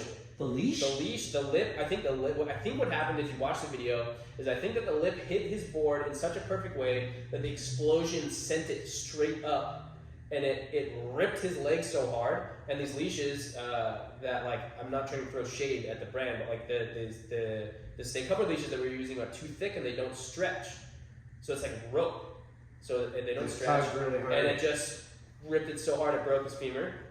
We had a crazy rescue mission with that. Like 10 years prior, my dad had shattered his femur in the desert on a dirt bike, and I remember learning how to like deal with that situation at that point. So it was wild because it was like immediately I knew, oh, like, okay, this is, we gotta put traction on his leg, we gotta keep him stable. I don't know how he isn't bleeding out already because your artery, the femoral artery that runs along that bone, I don't know how the fuck he's not dead yet, but we're gonna try to make it so that he can. I'm watching his leg swell up. We like this crazy mission with the Walsh brothers and like and Dan Goldberg with Piahi Hui, who hired for water safety, organizing this rescue mission. We like took the sled off, put it on the boat. I'm like stabilizing Steve on the sled, and you know we dropped him in at Muliko Gulch, which is like boats. Who Like got hurt, Steve? Steve Rice. Yeah, Steve Rice. He's just a crazy South African bastard. I'm sure he will be watching this podcast. He probably doesn't like me talking about it, but yeah, he's So Steve, dude, I would Can do you it just? for him. I'm sorry. So he took off on a wave. Yeah. And No, he was diving under the wave. He got caught inside. Yeah, he got caught inside the lip. So what happened is when he dove, the lip hit his board, exploded it so hard up that it broke his leg. It like ripped. Like think about. He went this way, the board went this way, and the leash didn't get. Yeah. Yeah. So then that broke his leg. I'm having a hard time imagining that How? because you're saying the lip. The lip The ejected leash? his board so hard that the leash ripped and broke his leg. That doesn't sound. It's crazy. I know. It sounds normal. Yeah. It doesn't. You're saying Sounds like it should the have. lip, Yeah. the wave landed and exploded, broke the board in half, Yeah. and the leash didn't give, so it just yanked Yeah. and broke his fucking leg. Yeah. The biggest bone in your body. Yeah. The toughest, thickest bone in your body. Yeah. And it treated it like a toothpick. Yeah. Yeah. Yeah. Job. Fuck! Jaws, dude, Jaws, always buddy. crazy, man. Always freaking. Yeah. But yeah, so that happened. We had a crazy rescue mission, stabilized it. Like I just remember like it's this crazy surreal experience when you're like holding like your closest friend and you're like, dude, this guy could die right now. Like one wrong move and like you're holding it. It's just like wow. It's just a very. I hope nobody else has to experience like that level of Ocean's moving, it's Yeah. There's Just so like, many, holy how do you shit. stabilize? All the But you're on a photographers jet are like ski with losing a their sled. mind on the boat. Yeah, so what happened is we took the sled off of the ski and put it onto Dan's boat. And then Dan coordinated with the fire department to pick him up at Muliko Gulch. So then we met them there. We had Steve on the boat, and then I was like, I orchestrated all the photographers that were on the boat that were shooting or whatever, and they were just like freaking out, whatever, and like kind of helped arrange that to get Steve in, and we ended up getting into the beach, getting him in safely, and all was well. I went in the ambulance with him to the hospital. I didn't have my phone, and I had to like do all this. It was just like crazy. It's like, you know, again, that experience is pretty wild overall. First experience ever at Jaws. But it was, I will say to that same effect, it was like the reason why I felt like I kept being able to go back. Because all of a sudden it was like I got to meet I met all my heroes basically, you know, on that trip. It's like meeting Paige Alms, like meeting all these other like people from Maui, and then like having that happen with Steve kind of also felt like it like bypassed that same, like I don't get waves really out there, but you know what I mean, where it's like I kind of was just like almost like You went through something so gnarly and everyone saw it. Yeah, it was like, oh, like okay, And like they you like, know, okay, like, this guy knows how to handle himself. I guess, yeah, I don't know. So that was like another cool experience that almost felt like it was just like handed to me in that way. Like, oh, like hey, here, like this is like you have like family in Maui now, basically. You know, which I will like never forget that. And like that feeling is crazy to me, and like I appreciate that so much. It's unfortunately a rite of Yeah. passage. that you Yeah, just kind went of. Yeah, just eating shit and helping somebody. You know. Was that, I mean, Did you just get the one wave? I just got the one wave, ate shit. Steve broke his leg, session over, you know? Wow. Yeah, it was wild, dude. I couldn't believe it. I still can't believe it. And yeah. what was this swell like? Was it the winds were? There's no wind. It was the day that Kalani Latanzi got barreled body surfing. If you remember seeing that clip. And it was the same day that Billy Kemper got like one of the craziest barrels that you could get out there. Back then, at least, I feel like now he's gotten so many of them that it doesn't it kind of overshadows. And then Francisco Porcella got like a psychotic backside barrel out there. So that day was very, very good, from what I remember. Yeah, well. But you only got one wave that first session. Yeah, I only got one. Well, he thought he collapsed the lung and broke his ribs. Welcome to big wave surfing, man. I haven't even freaking caught a wave of Mavericks this year. Been out there pretty much every swell, you know? Like it's been a horrible paddle season. All the other days have been like toe only. Yeah. But I haven't even caught, like the one paddle day I went out, I didn't even get away. Oh. You know? Like sometimes it's just how it goes. Wow. So you made your initiation to Jaws. Yeah, survived somehow. And then from there, Nazare was the next. I think Nazare was next, yeah. So did you go back to Jaws at all? Yeah. I went the next season. No, or maybe I went that season. Yeah, I actually went that. I went that season because that happened in November, and then I went back and I surfed Jaws on my birthday. So that was cool. It was pretty small, like nothing super crazy, super glassy. That was the day I learned that like Jaws really needs like a little bit of wind in order for it to really do its thing. Just kind of like help with shape the wave up. Yeah. And I got like one wave, kind of got the jitters out. Maybe got one more, I can't remember. And then the next season, I believe, was when I went to Nazareth for the first time. And that was, I'll never forget, like that trip was pretty insane because I was still working at the restaurant. I think I worked at another restaurant too at that point, doing like random one-off jobs with my dad. And is Nazare pretty consistent, like in that? Nazare's sick. Like in that winter window. Nazare, like this has been a really good paddle season this past year, dude. It's like 30 foot all the time. Yeah. You know, it'll take 4 feet of swell. I saw it take 5 feet of swell, I want to say, and turn it into 40 foot faces. Like this swell is not big, just hit the canyon perfect, 40 feet. It's insane. It just like it doesn't make sense the way that it refracts up that canyon. So it's cool because you can get it. It's the best beach break in the world, dude. I've gotten barreled out there when it's 2 foot, and I've gotten like the biggest wave I've ever seen in my life on the head out there. You know, and it's just this crazy spectrum of waves, like especially early season when the sand is still good. And like I remember that first trip was unreal because I was staying at Car Surf. When you go to Nazareth for the first time, especially if you're paddling, you really should stay there because everybody that paddles stays at this hostel. It's like a government-backed big wave surfing hostel, like elite athlete, whatever. They've got a world-class gym. It's a stone's throw to the beach. You can walk there when you go surf. It's a great place, super cheap. It's like $15 a night or something. I think it was $8 when I first went. And you stay there. And I remember like I was making like TikTok videos, and I was still like growing and like making tutorials and vlogs and mini stuff like that. And it was like, dude, still to this day, there was one day in particular, just because we don't have like a crazy amount of time left, like there was the one day in particular was the best day of big waves I had ever seen. And still to this day was the best day of big waves, especially there, where it was, I don't know, like 30 feet on the face, like maybe a little bit bigger. I got one of the best waves of my life that day still. And it was just like perfectly offshore. There was like 6 people out, no tow teams, and all paddling. Crisp. Everyone's paddling. Like, it was just a paddle crew. And there's a super small, tight-knit paddle crew there, even still to this day. And it was so sick because we still talk about it. That was 3 years ago. And we still are like, bro. That's what I was asking because you see these monster swells, but there's just so many other days that it's like nonstop. Yeah. I don't think I ever seen videos with people not towing in. I went there this past winter. I was there for 6 weeks, and the first day that I got there, for the next 3 weeks straight, every day I was riding my gun and I was running inflation because it was that big and that high. Who did we talk to? And he went right. He's like, I want to go get a couple, and he got a couple rights out there. And Nazareth? Yeah. I don't know. I don't remember. But we have Bill Sharp on. Oh, sick, yeah. Yeah. But it's, like just Portugal in general has, I remember we could be like head high for a day or two and they're like, yeah, this is like flat. Yeah. You know, like just, and that's everywhere up and down the coast. Like it's like always somehow pumping. Yeah. You know, or swells come in quick. They leave. It's like it's not like forecasted out like 10 days like here. You're like, it's gonna be slow. It's like it's pretty intense. Yeah. Nazaré is my favorite place that I've ever been. Nothing even comes close to it. Like the people, the food, everyone there is so inviting. You know, you're all there for the same reason. It's this incredible wave. It's like an arena.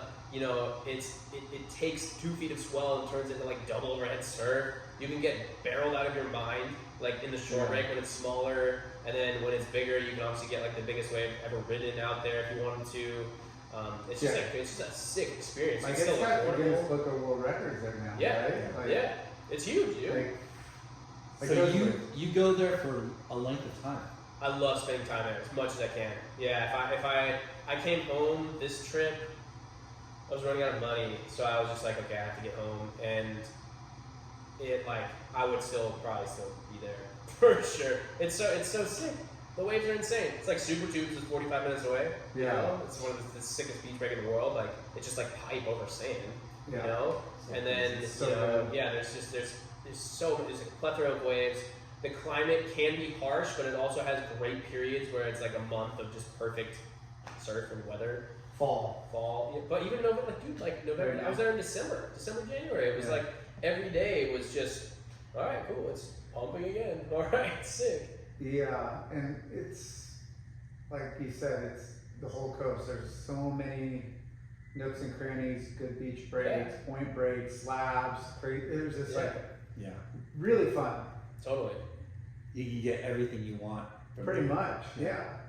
And it's not as expensive as some of the other like European, countries, Well, and it's just sick because that's where I really fell in love with that pursuit of the big wave, like mindset of like pushing through, and kind of I think that's what led me to do like more of like the ultra style endurance racing. What is ultra style? Like doing the Molokai to Oahu World Championships, which is you paddle from Molokai to Oahu on like a prone board. I mean, there's a bunch of different categories, but I did it on a stock prone board, and it's just like another like crazy spiritual experience, like in the middle of the ocean, like paddling from one island to another in Hawaii. You know. Did you do the Catalina paddles? No, I just did Molokai because like bucket list. Yeah, I don't know. Steve said he was gonna do it, and I was like, well, I'm gonna do it. I'm gonna beat you. You know, and he was doing prone unlimited, and then I was doing stock, and I'm like, I'm gonna beat you on the stock board, and I beat him, and I don't really talk to him about it because I think it makes him mad. But Steve, if you're watching this, this is the guy that broke his leg. The same guy that broke his leg. Yeah. He's an incredible waterman, and he missed the start by a few minutes because they kind of just it just went off, and. So he missed the start for a few minutes, and then I think he had overeaten or something. But whatever it was, I ended up beating him about 10 minutes or something. Those were his excuses? I guess, I don't know. Steve's the gnarliest dude I've ever met, bro. Sounds like it. So that's kind of what segued me into that, and then kind of just to you said that you're doing an Ironman, or you want to do an Ironman? I'm gonna do no, maybe not an Ironman. Ironmans are cool, but I want to do a 100-mile. I just don't think they're long enough. I want to do a 100-mile foot race, like a trail race, basically this year. Hopefully, I've been I had a little bit of tendonitis in my knee that I was taking care of. It's almost fixed, I guess, for lack of a better term. And I just want to do something, dude. That takes it could take 36 hours to do that. You got to be in that mindset of dude, I'm gonna be in this for a day and a half. That's sick. So I think that's what kind of forced me that Nazaré did that to me, because, this past winter I was there. I had the hardest paddle out of my life, where I've had this happen a few times there, where you're paddling up from the beach, and there's a couple different ways you can, if the sand is good, you can go half a mile north, and it's not an easy paddle out, but you're taking waves on the head, but it's not as gnarly, because you have the 4 distinct peaks pretty much at Nazaré, peak 1, 2, 3, and 4. And if you go further away, it's peaky, but it's not as top to bottom. Yeah. But for whatever reason, this day, or this whole winter, there's just a bunch of sand out there, so it's just breaking 3/4 of a mile, so far out to sea. And I just remember I had just come from Mavericks. I didn't get a wave. I felt like such a bitch for not getting a wave, and I was like, I'm gonna make it out. Yeah. Like, I'm just gonna go. I'm gonna push it as hard as I can. I'm gonna make it out because I have to get my head in the game for this winter. Otherwise, I'm gonna keep itching out. And I remember going from the beach that day, and like it took me 4 tries. The first 3, and then they just got sent to the beach. Like I was getting there, sent straight to the beach, and then there's this crazy sandbar that I was trying to avoid. That was like 20 feet of wave, and then like 3 feet of water, just so gnarly, like slab. It looked like the beach park next to Pipe, you know, on like a crazy day, but just giant. And I remember like the 4th time, I was spinning to go in, and I remember turning around and saying, fuck that, and I spun, and I started paddling because I was in that dead zone, the no-go zone, and the lifeguards had come up on the beach because they knew where I was. And dude, I remember scraping up, like it had to be ceiling, I was scraping up these waves on my 10-7, like holy shit, and it would like, when you fall off the back of those waves, they pull you back, For sure. and then you have to make up that ground, and it happened 4 or 5 waves in a row, and I made it through that.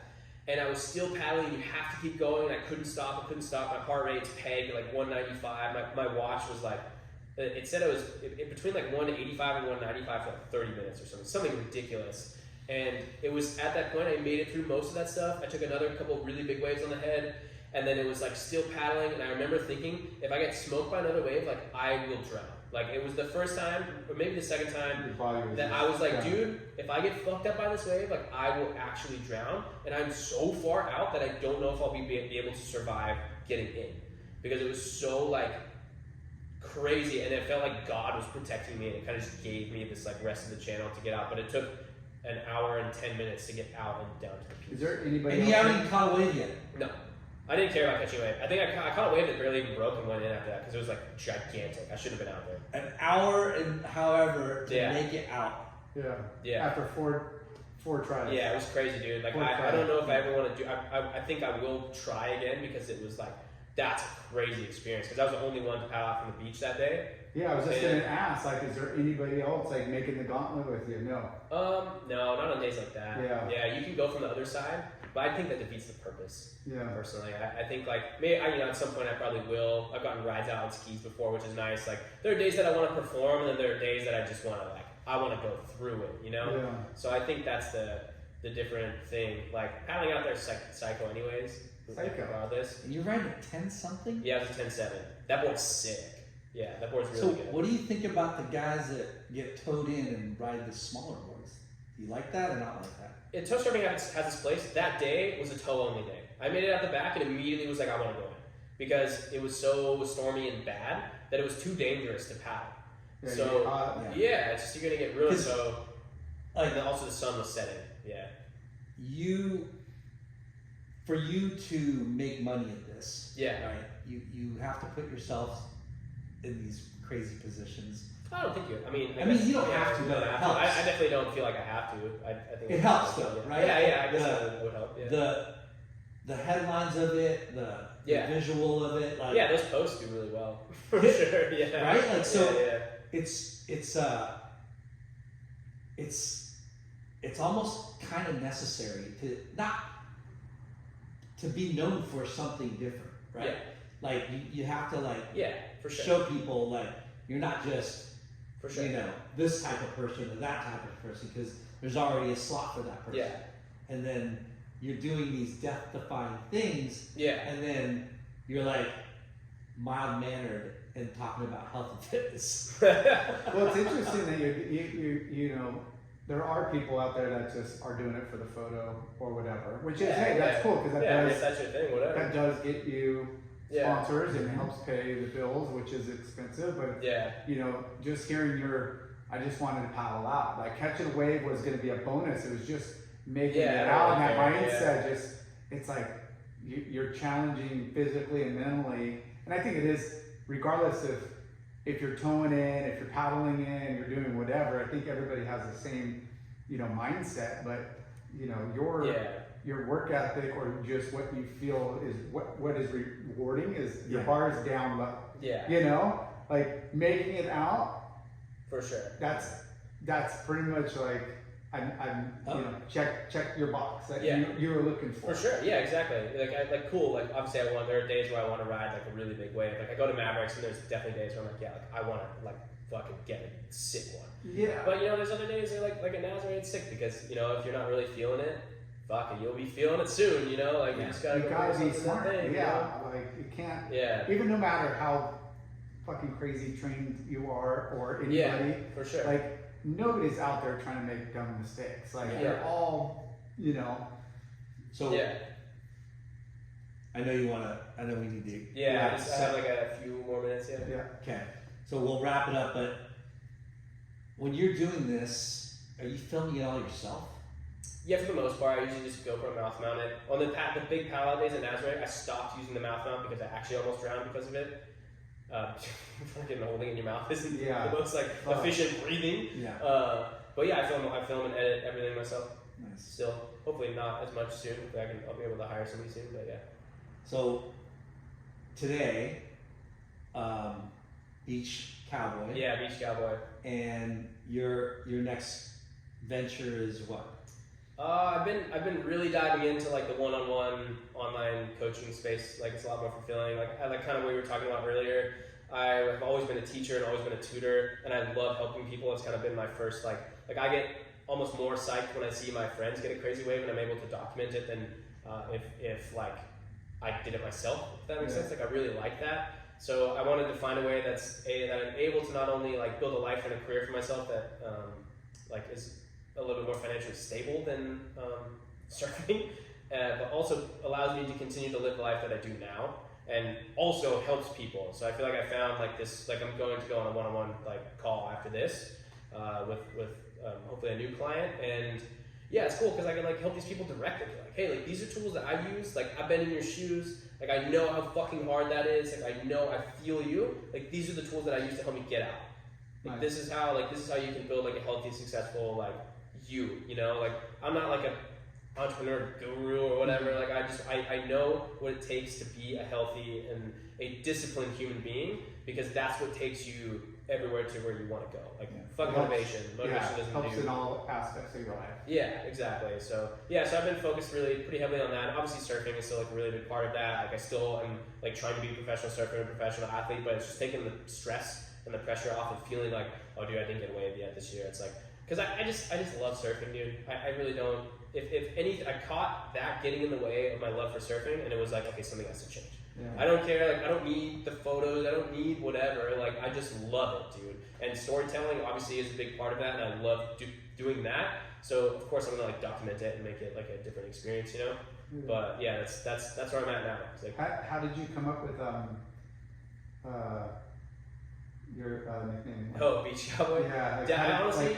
Yeah. Who coined it for you, or who? I was thinking of a new Instagram username, and I grew up in the desert, like blowing stuff up and like lighting things on fire. So we were pretty redneck growing up, and I like found like country music later on. Like we kind of grew up on like Creed and Linkin Park, and then kind of like found country music, and I was really into that. And I like that kind of like more relaxed vibe. Like the music that I grew up on kind of would make me like a little bit too intense. So I kind of was like, oh, like, we do a lot of redneck stuff. Like I've blown a bunch of things up. Like we had a ranch growing up in Northern California to go to sometimes. So I was like, yeah, cool. Fuck it. Let's try this. Let's see what happens. It's a funny name, and then that kind of just been like that for 10 years.